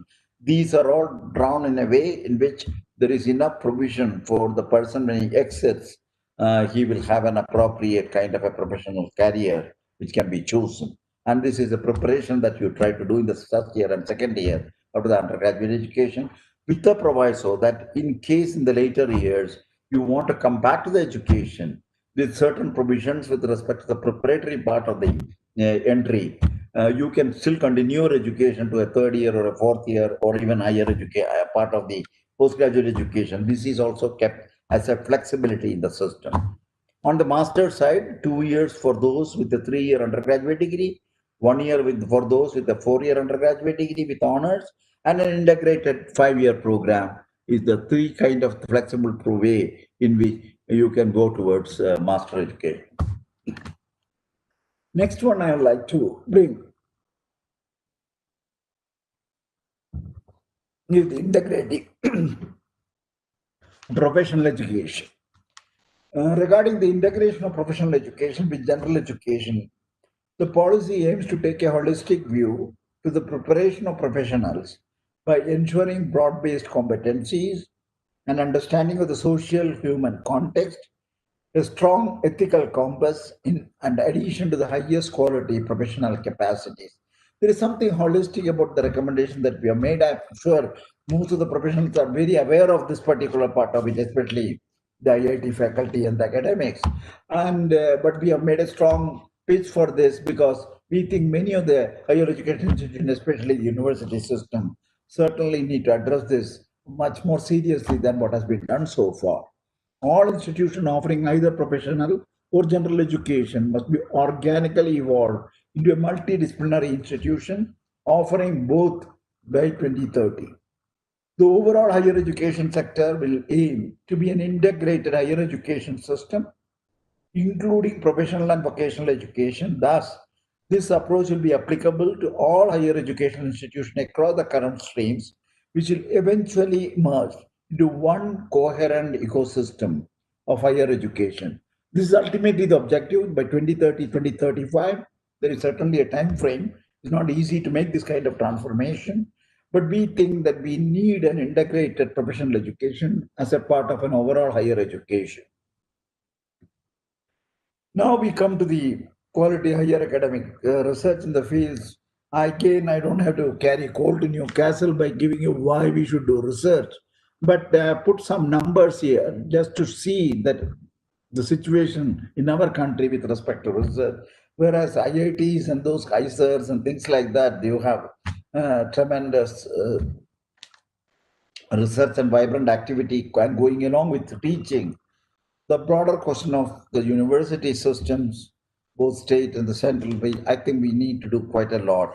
Even though we do address this question of a quality academic research in the overall context of higher education institution, we would like to particularly make this policy focused on educational systems in the university, and many of the state universities and other private and some of the other private universities certainly has to review this in the context of the type of recommendation we made. And we do know the importance of the European Union estimate that 2/3 of the economic growth of Europe during they came the research. You had also, if you really look at the European accomplishments in the research and innovation, I was just trying to look at some of the details. 15% of all productivity gains in 2013, and that an annual increase of 0.2% of GDP in R&D investment result in an annual increase of 1.1% in GDP, a five-fold return for the type of outcome that they were getting. If you look at the present research and innovation investment, in our case, 0.7, 0.8, we can keep debating on that. One has to compare it with respect to something like 2.8 in US or for 4.3 in Israel or South Korea. These are the kind of just 3 times the proportion of GDP. And this lower level of investment certainly meant the number of researchers in India per lakh of population is just 15. Numbers are 400, 800 kind of numbers. We talk of US as an example. Other items impact, I don't have to again emphasize low levels of patent application and scientific publication. So these are the kind of things, and certainly it was a very important agenda in the annual discussion with regard to propagating research in the higher educational institutions. And so we have spent a considerable space and time to make sure that we have some very tangible recommendations on promoting this. Now, how have we tried to recommend it? We have tried to recommend the creation of a national research foundation. It is it is based on the fact that the policy will put emphasis on catalyzing and energizing research and innovation across the country in all academic disciplines, with particular focus on the state universities and colleges. I said that in the beginning, and that is where really the lacuna does exist, and they are serious there too. A fund to seed research in all universities and colleges so that synergies between the research and quality education can be leveraged maximally. NRF will fund across all disciplines. It's not only in engineering, and also it will expand the research and innovation at all universities and colleges, including private institutions. We have not made a distinction between private institutions and public funded institutions. And the criterion will be, of course, the merit of the proposal and the kind of capability to do research and the type of outcomes. And we need to make sure that they get the benefit of a funding system where this can be pushed further. After all, they also educate Indians, and many of the people depend on the private institutions for education. The NRF will have the provision to cover many themes: science and technology, social sciences, arts, humanities, and many more. In the scope, of course, everybody understands funding research through a competitive peer review process, building research capacity at academic institutions across the country through mentorship. There are very specific recommendations we have made regarding the mentorship, the type of bringing in people who are veterans of research, who are at this time available for guiding research in these kind of institutions, who can spend some time doing research, guiding research, and also establishing the capability to conduct research in these kind of institutions, and then create the beneficial linkages between researchers, academy, everybody talks about this, and disseminating research through seminars, which is the other aspect of doing research. So these are the kind of things. This is just to give a little brief summary, a snapshot of the kind of thought that we have put into the National Research Foundation. We think this needs to be established, and this is also going to be, we had, of course, in our mind, things like the National Research Foundation of USA. There are models of establishing this kind of a system, which really becomes a place where they address the excellence, the relevance, and the kind of outcomes with respect to research. And this has had a very strong influence on the support of research in the educational systems in many of the advanced countries, and particularly if you look at the models like US and Europe. And the other aspect that we have addressed is question of energized and educational capable faculty. We have spent devoted considerable space with regard to the questions of the faculty, the quality and engagement of its faculty. And virtually we can say the faculty is put back at the heart of the higher education. The rampant practice of contractual appointment, one issue, very heavy teaching loads, these are all may not be applicable to institutions like IITs, but these are anyway, I don't have to emphasize these aspects of it with respect to the broader issue of higher education. The infrastructure support, most faculty do not even have a structural faculty recruitment and development plan. So we have gone into the details, areas like recruitment, development plan, career proposal, progression, compensation management. Every part of the institutional development plan should carry this in the higher education. Appropriately designed a permanent employment tenure track system for the thing by 2030. Autonomous faculty empowered to make curricular choices, conduct assessment of students, infrastructure for continuous professional development. These are other aspects of it. And appropriately designed bridge courses for mid-career professionals to get into teaching. That's also available, so that if anybody wants to get into the teaching profession from another area, where you need to facilitate this by the appropriate bridge courses that can be worked out. One of the important things that we have tried to do is to consider the school education and the teachers for the school education. One thing we found that the existing system, the school education, doesn't meet the type of standards and the type of things that we need to have as a background for teaching at the school level by the conventional educational system providing teacher education. What we have tried to do is to move the school education preparation will be done in the multidisciplinary universities. Departments of education will be set up in many universities to offer a 4-year integrated state-specific BEd. The whole idea is to bring in BEd as one more of those undergraduate educational stream, one of the undergraduate educational stream, put it at a par with the other professional educational themes as well as the mainstream education. So BEd will be an undergraduate program of study covering both disciplinary and pedagogic teacher preparation courses for each stage of education, foundational to secondary. All subjects, including arts, sports, vocational education, they will be mainstream. On par with other undergraduate degrees, gradually the 4-year program will be eligible for master's and PhD programs. And the current 2-year BEd program will continue till 2030, but that after 2030, only those institutions who are capable or who are qualified to provide a 4-year teacher education can offer the 2-year teacher education. So we want to make sure that the standard, the quality, and the excellence that is intrinsic to defining the teacher education and preparation, certainly it takes into account through the higher education systems overseeing the teacher preparation and education. 2-year program will be used for lateral entry of school teachers. There are also many interests in the people becoming school teachers in the lateral mode. Specifically designed courses in the pedagogy for mid-career professionals to become faculty will also be introduced. And I don't have to say substandard and dysfunctional teacher education. Thousands of them have been already shut down. And this is recommended to be reviewed. Either they move towards institutions like the degree-giving autonomous colleges, or they close down, or move to other areas where the teacher education is not the main focus for these institutions. Something on the educational technology, Professor Ram Gopal mentioned about this with respect to the Prime Minister's this thing. We have addressed the questions of integrating technology at all levels of education. There is a very specific section where we have discussed this. I don't think I need to go much into the details of this. Again, the questions of four broad categories, well known: improving teaching, learning, imitation, and supporting teacher preparation, continuous teacher professional development, enhancing educational access to disadvantaged groups, streamlining educational planning, administration, and management, and teacher training for the trade, the edutech is critical. And towards this, I also bring in some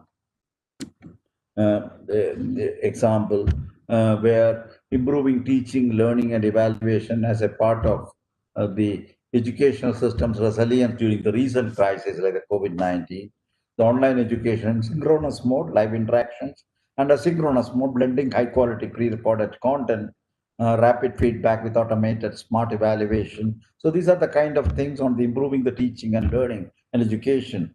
Example regarding the supporting the teacher education and continuous teacher professional development, you have the recommender systems for content and certifications.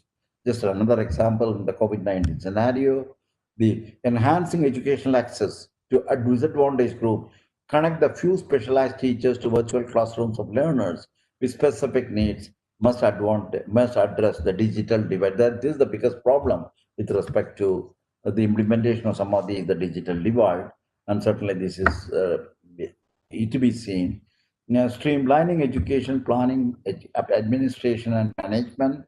We are also trying to set up as a part of this a national repository. There is a national repository of educational data to track progress in achieving educational goals. So this is just to give you a gist of the kind of thing that we have gone into details in the policy on the questions of educational introduction.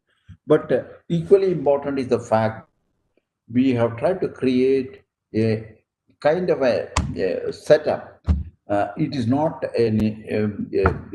creating a lab, or it's not creating a facility, but it's a kind of a forum, a national educational technology forum, which we have recommended to be set up with the following rules to provide. The reason why we thought about this kind of a body in the context of choices, in the context of selection, in the context of a research in educational technology, in the context of adaptation of educational technology from other sources of technology.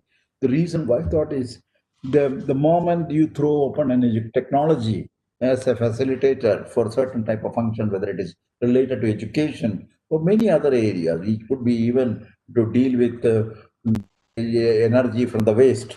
The type of technology and the type of options that will be available are enormous. And most of the time, the ability to make choices is one of the biggest problems that we see.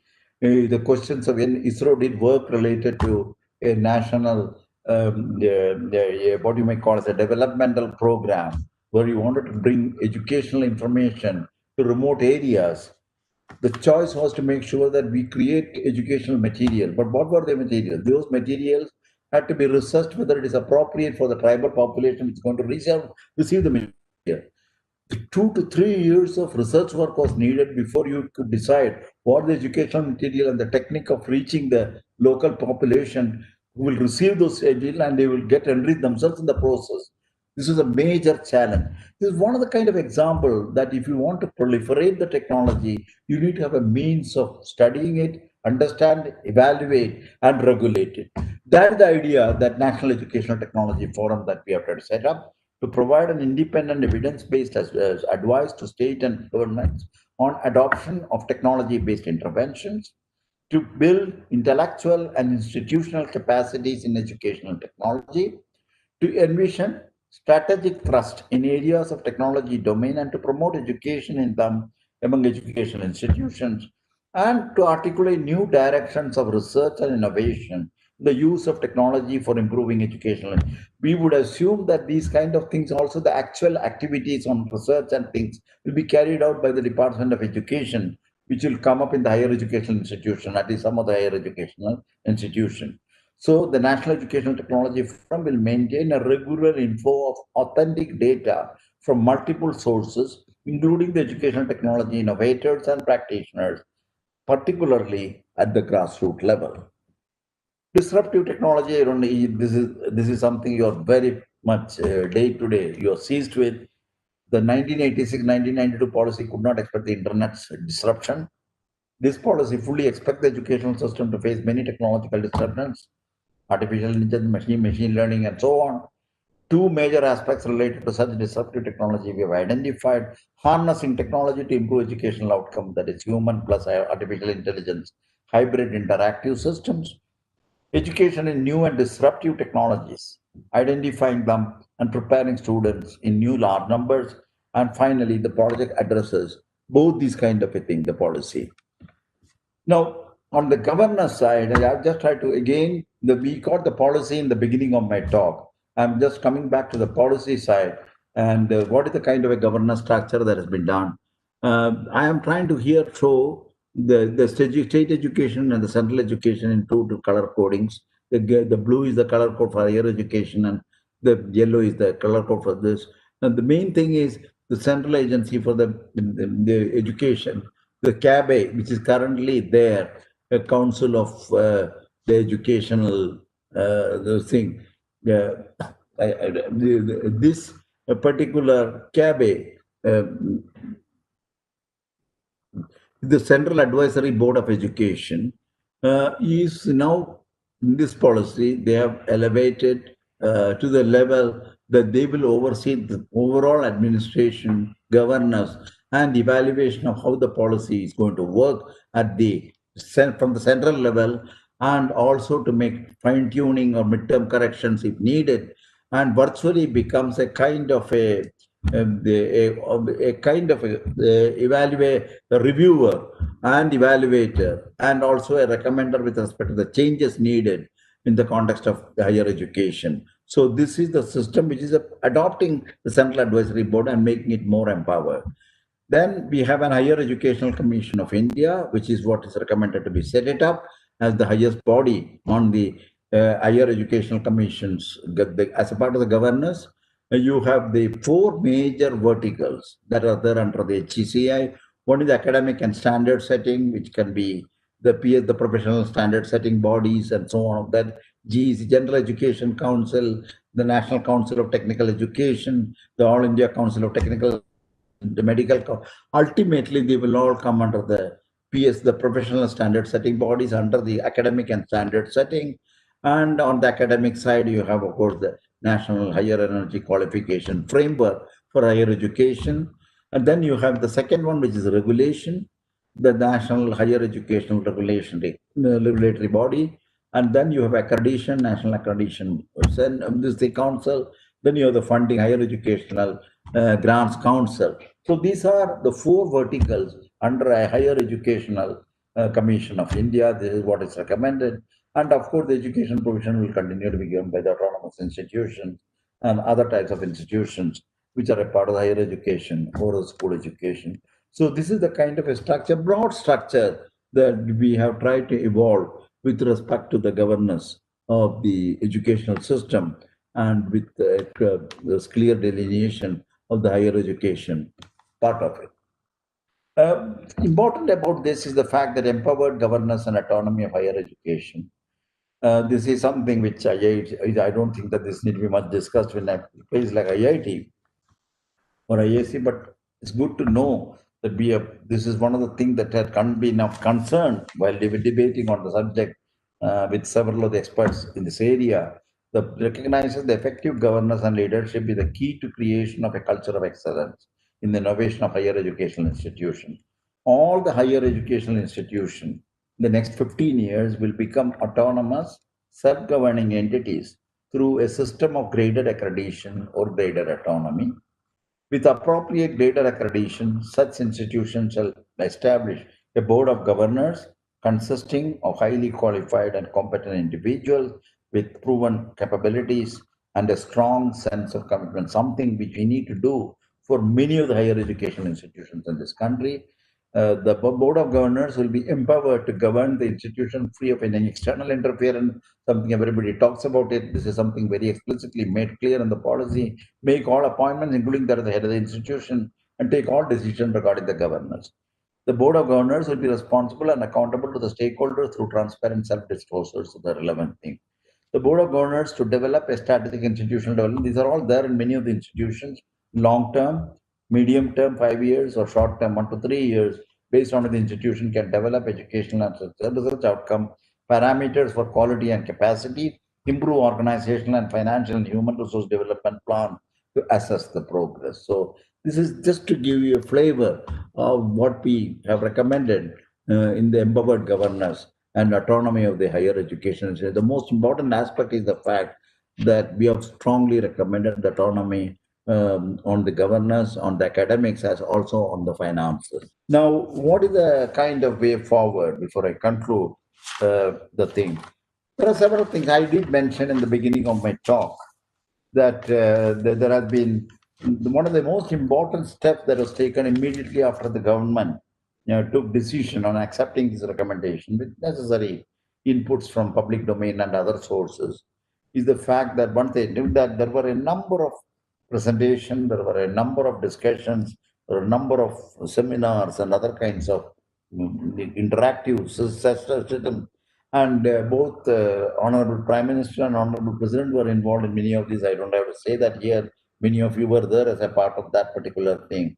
So there is quite a lot that has happened in terms of sensitizing the policy in its role, but certainly there are many things which continue to be inquired about, seek clarification about, and not every, some of them will come forward only when you try to do these things. You start getting a feel of the issues, and that is where I said about the midterm correction or fine tuning or better clarification or change of strategy. This will be a part and parcel of this, but by and large, I find that this is understood by many of the policymakers and implementation the related responsible people. The MOE itself has done an action plan. Now they have done it, I understand. They have, because I'm telling this this part of it more from the input that I received rather than trying to be a part of it. But I want to say that the MOE has certainly provided a good action plan, which they have worked it out, which has got something like 100 and they have taken the higher education policy section. They have looked at the various policies items. They have converted them into identified action plans, and 181 activities have been identified with the time frame that it needs to do this under 16 broad themes. This is what they have tried to do.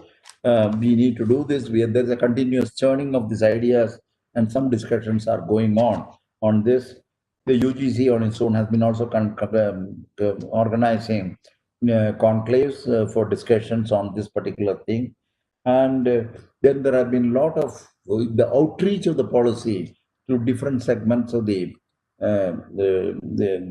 governance systems of the country, both the central and the state, has been another major feature of the recent efforts in trying to make sure that the policy is read, understood, and then come out with suitable strategies of implementation which are applicable, because there are the local issues also. One has to keep it in mind.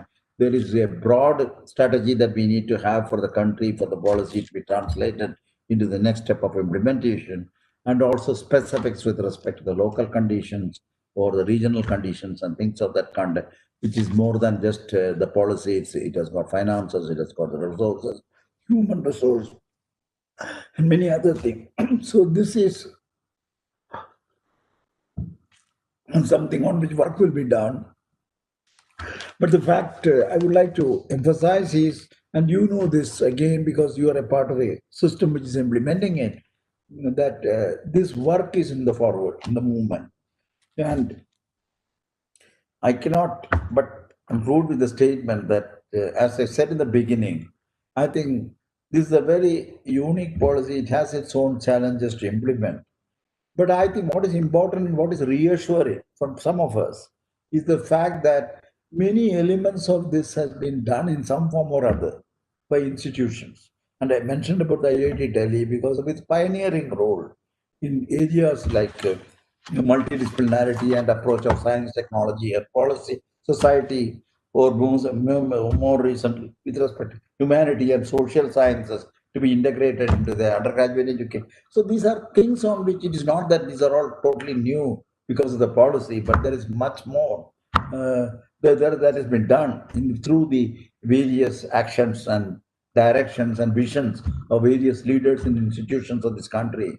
I'm sure that we need to understand it very clearly. We need to see how that can be adopted and how this policy itself can aid in taking it forward.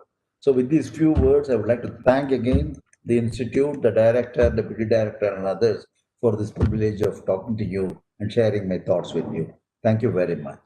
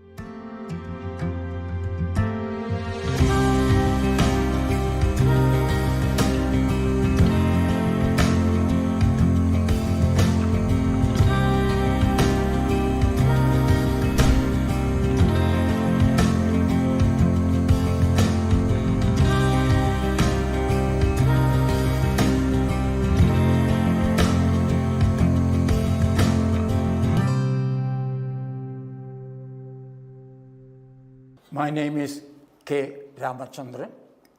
Currently, I work as Senior Advisor, Unit for International Cooperation, National Institute of Educational Planning and Administration, New Delhi.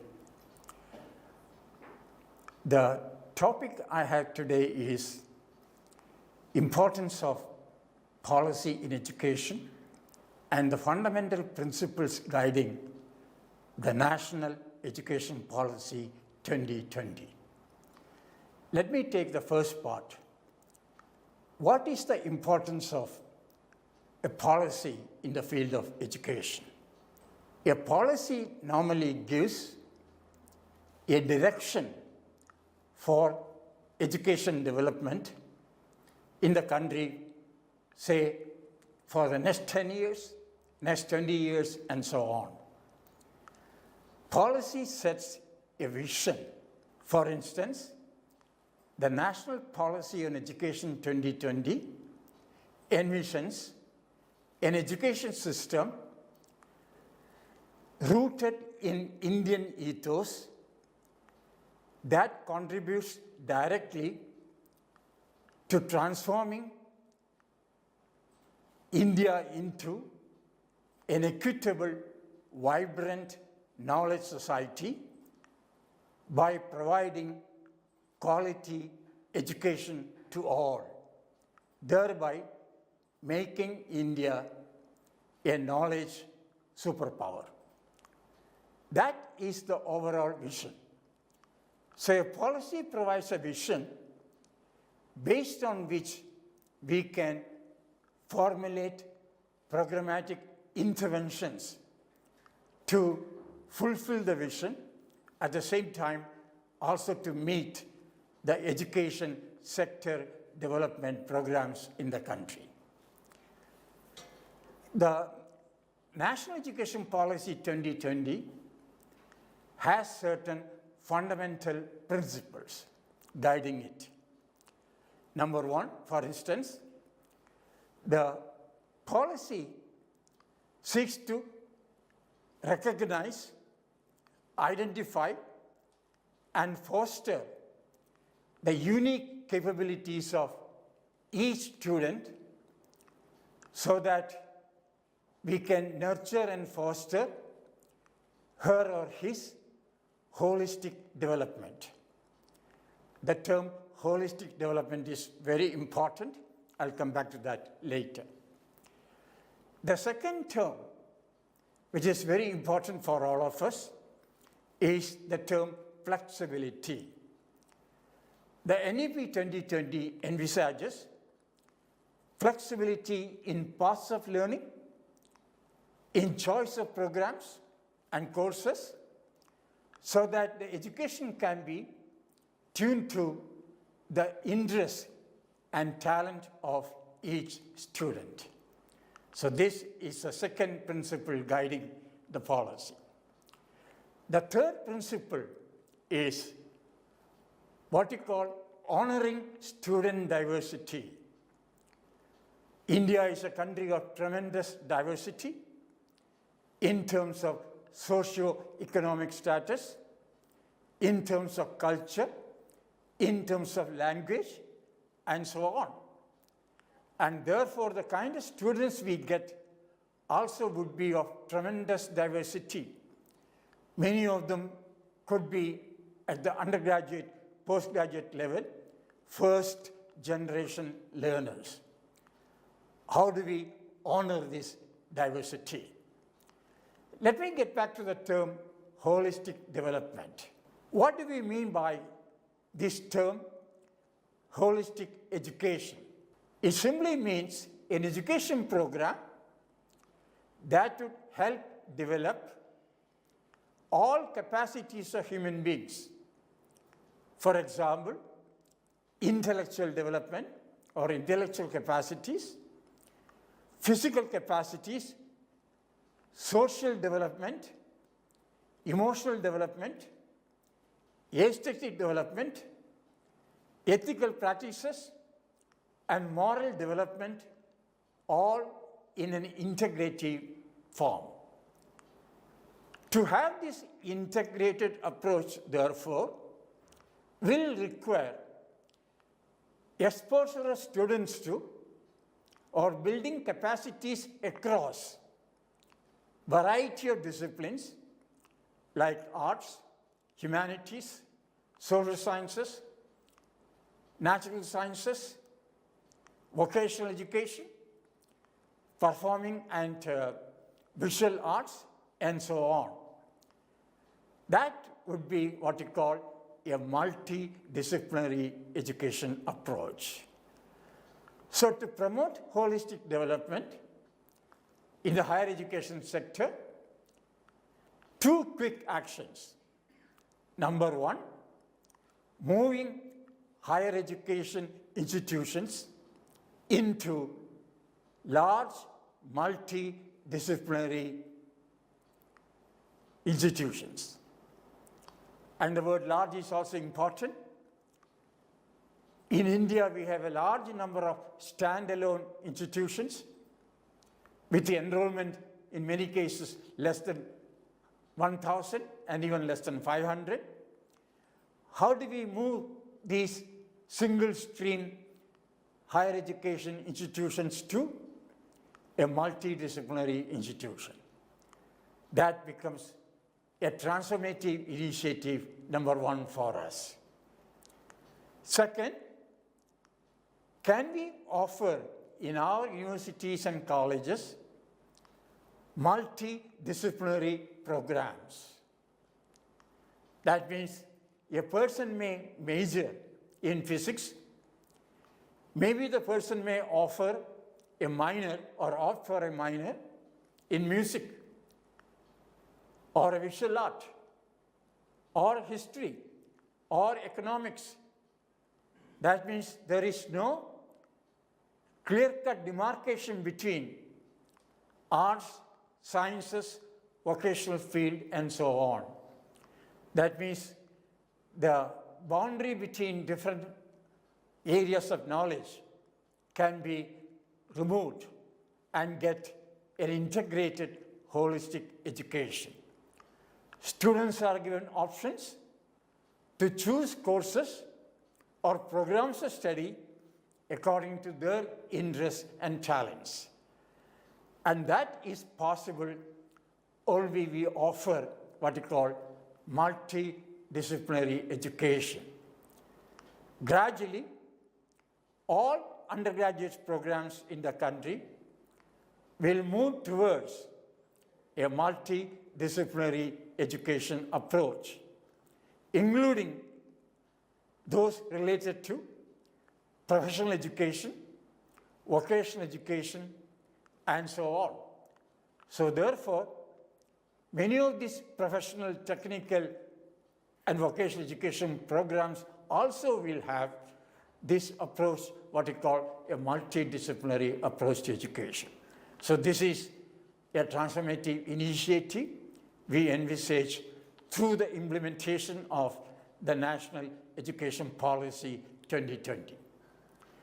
Third, the National Education Policy 2020 envisages what we call institutional restructuring and consolidation. What do we mean by this?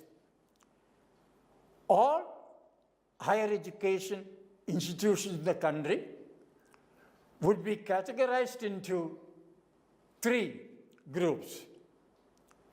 Number one, those which are referred to research-intensive university. They will offer high-quality research programs in addition to high-quality teaching. That means the focus will be on both high-quality research and teaching.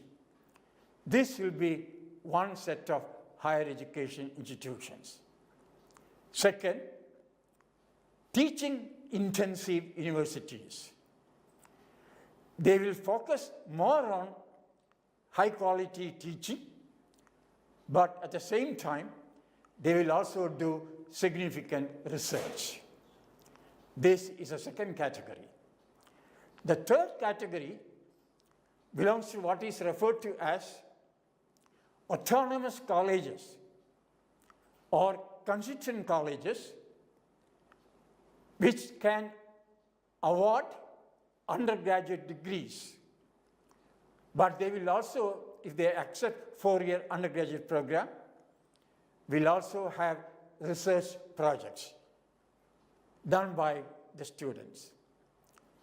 These are the three categories of institutions we propose to have during the next 10 years.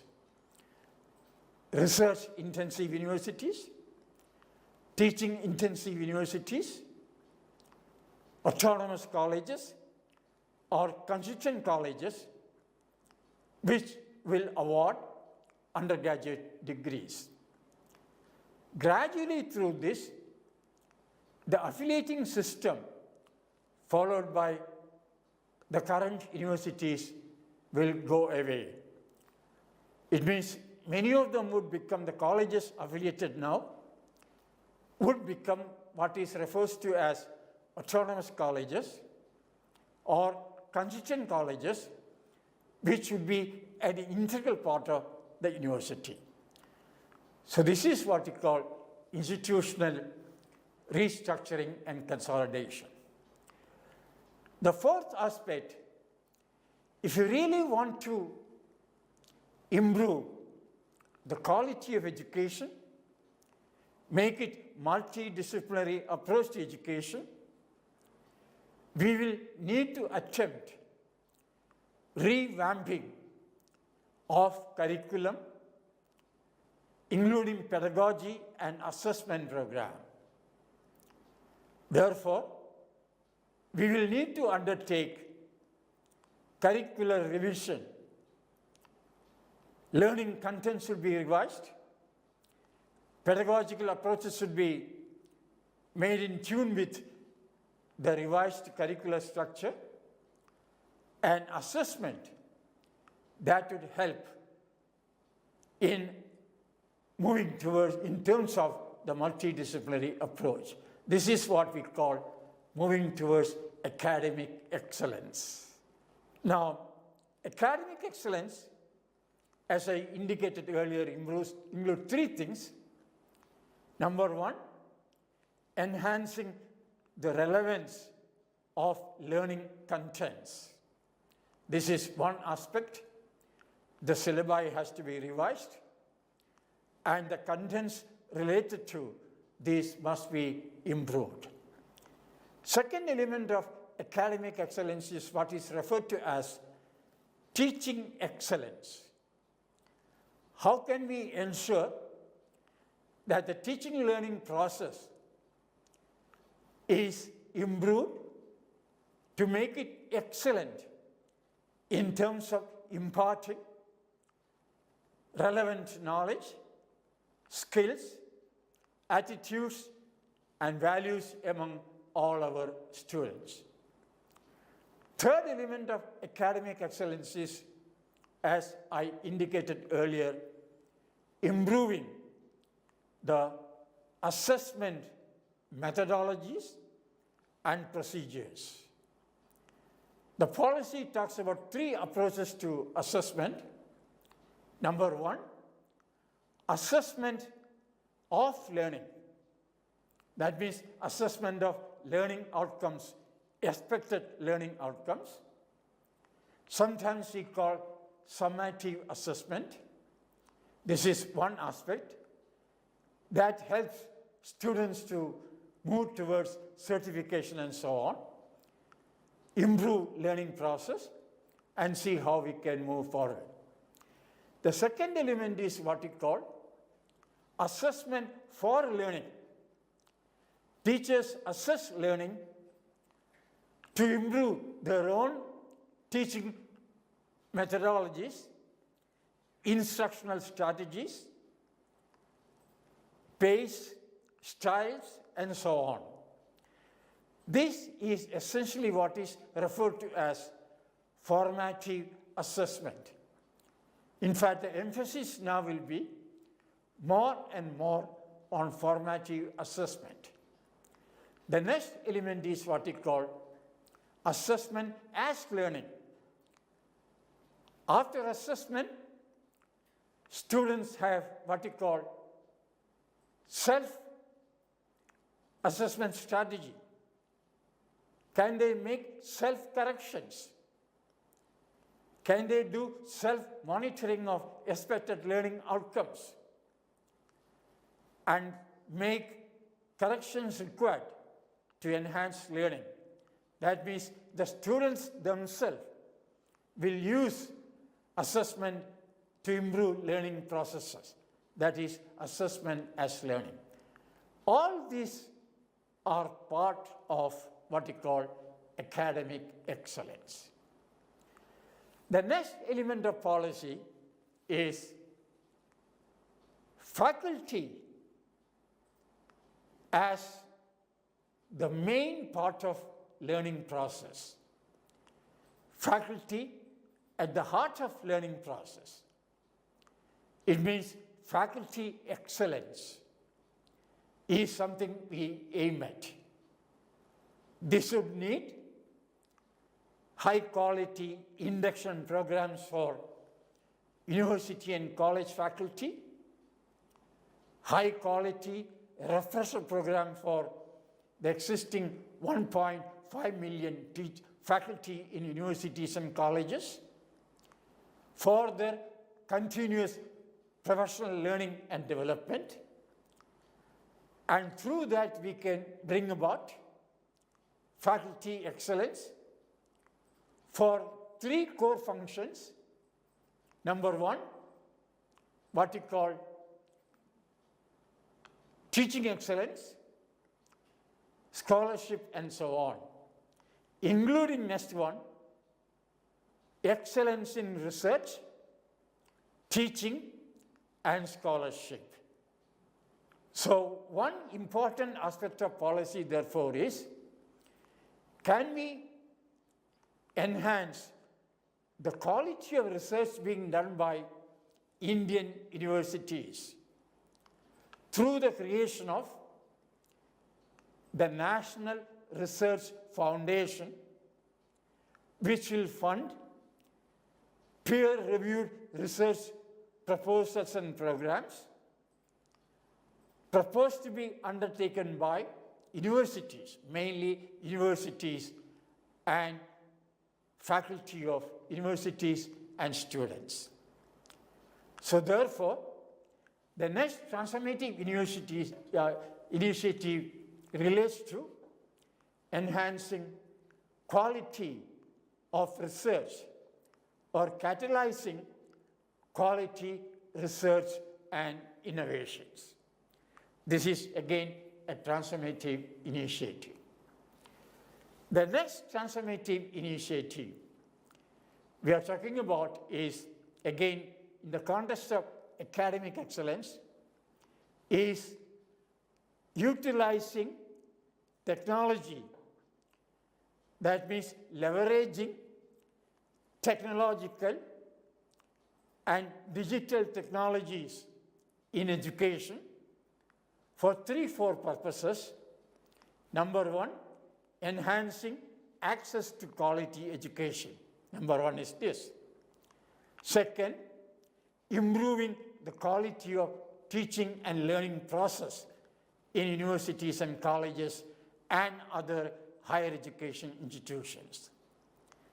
Third, can we leverage technology for continuous professional learning and development of our faculty in universities and colleges?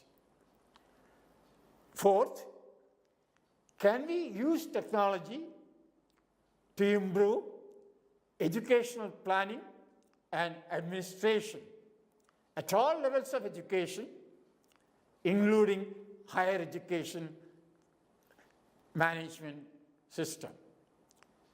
Next transformative initiative in this context is changing the regulatory system of higher education. We now have a single body regulating the higher education system. Can we ensure that the higher education system have a body for regulatory functions, a separate body, maybe named as Higher Education Regulatory Authority? Second, a body for standard setting in higher education, a separate body for standard setting, referred to as General Education Council. The third body, as we have now, for assessment and accreditation of higher education institutions. What is being done by NAC? Can NAC be a meta accreditation body, which may have many more bodies to accredit, and NAC plays the role of a meta accreditation coordination body? Last, a body for financing higher education. All together, all these four, that is regulatory body, standard setting body, accreditation body, financing body, under an umbrella organization called the Higher Education Commission of India. This is considered to be another transformative initiative. What the policy proposed is, while regulating higher education, we want a system that is simple but tight, that not too many indicators, take a few indicators to accredit a body, regulate a body, but enforce it tightly. So that's the kind of thing we are talking, that this system will help develop quality education institutions. And in this context, technology is an important aspect as well. The next element in the context is policy is based on what you call equity and inclusion in all higher education institutions and so on. So equity and inclusion, I consider inclusion as providing access to success, not just access to facilities, and ensuring retention. Can we ensure that all enrolled students in the country will have access to success? They would attain the expected learning outcomes in the case of all students.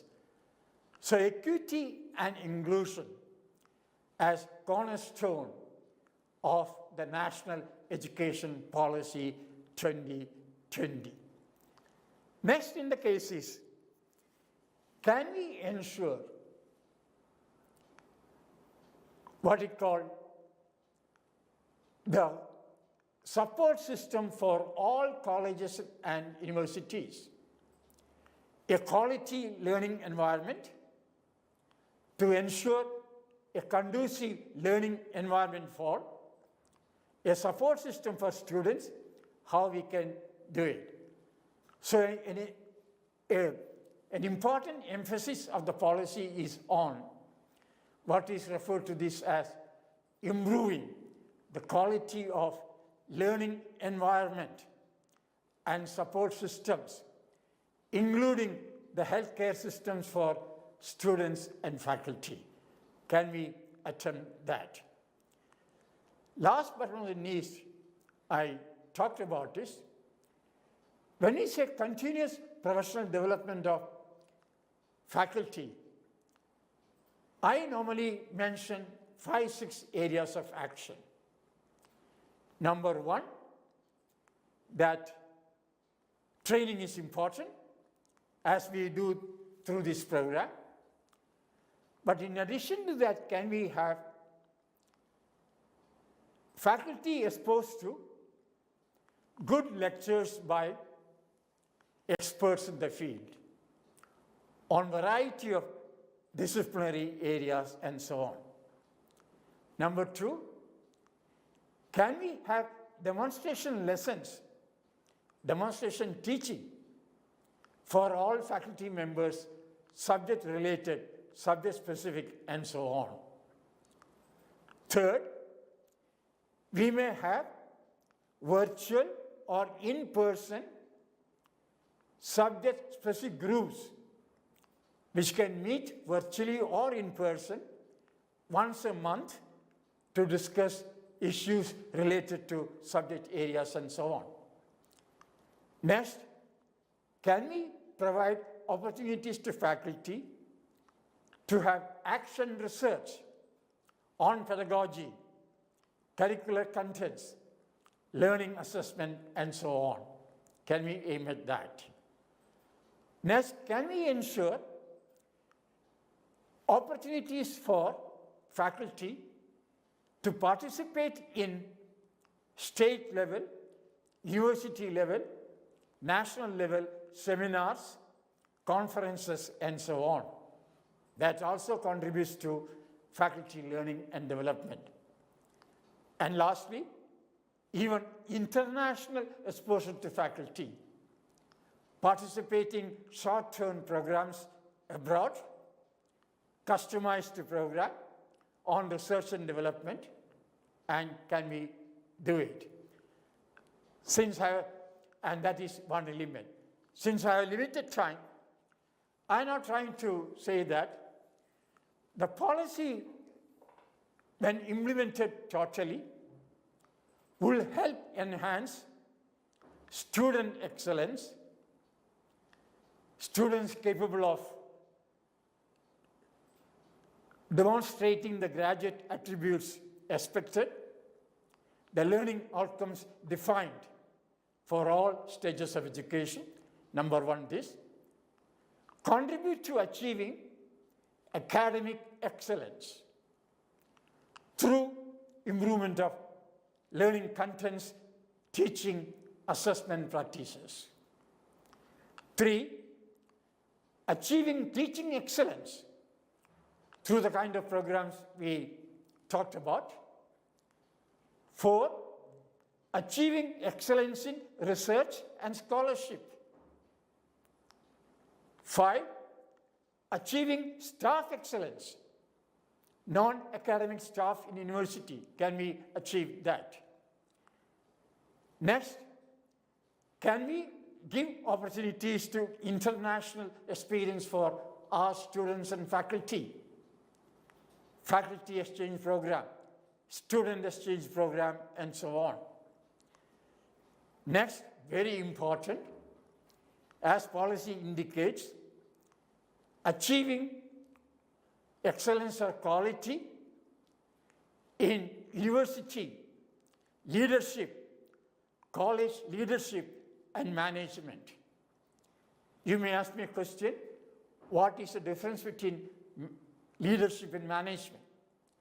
A leader is one who sets a vision for your college or university, sets directions for actions during the next 10 years and so on, 15 years, 20 years.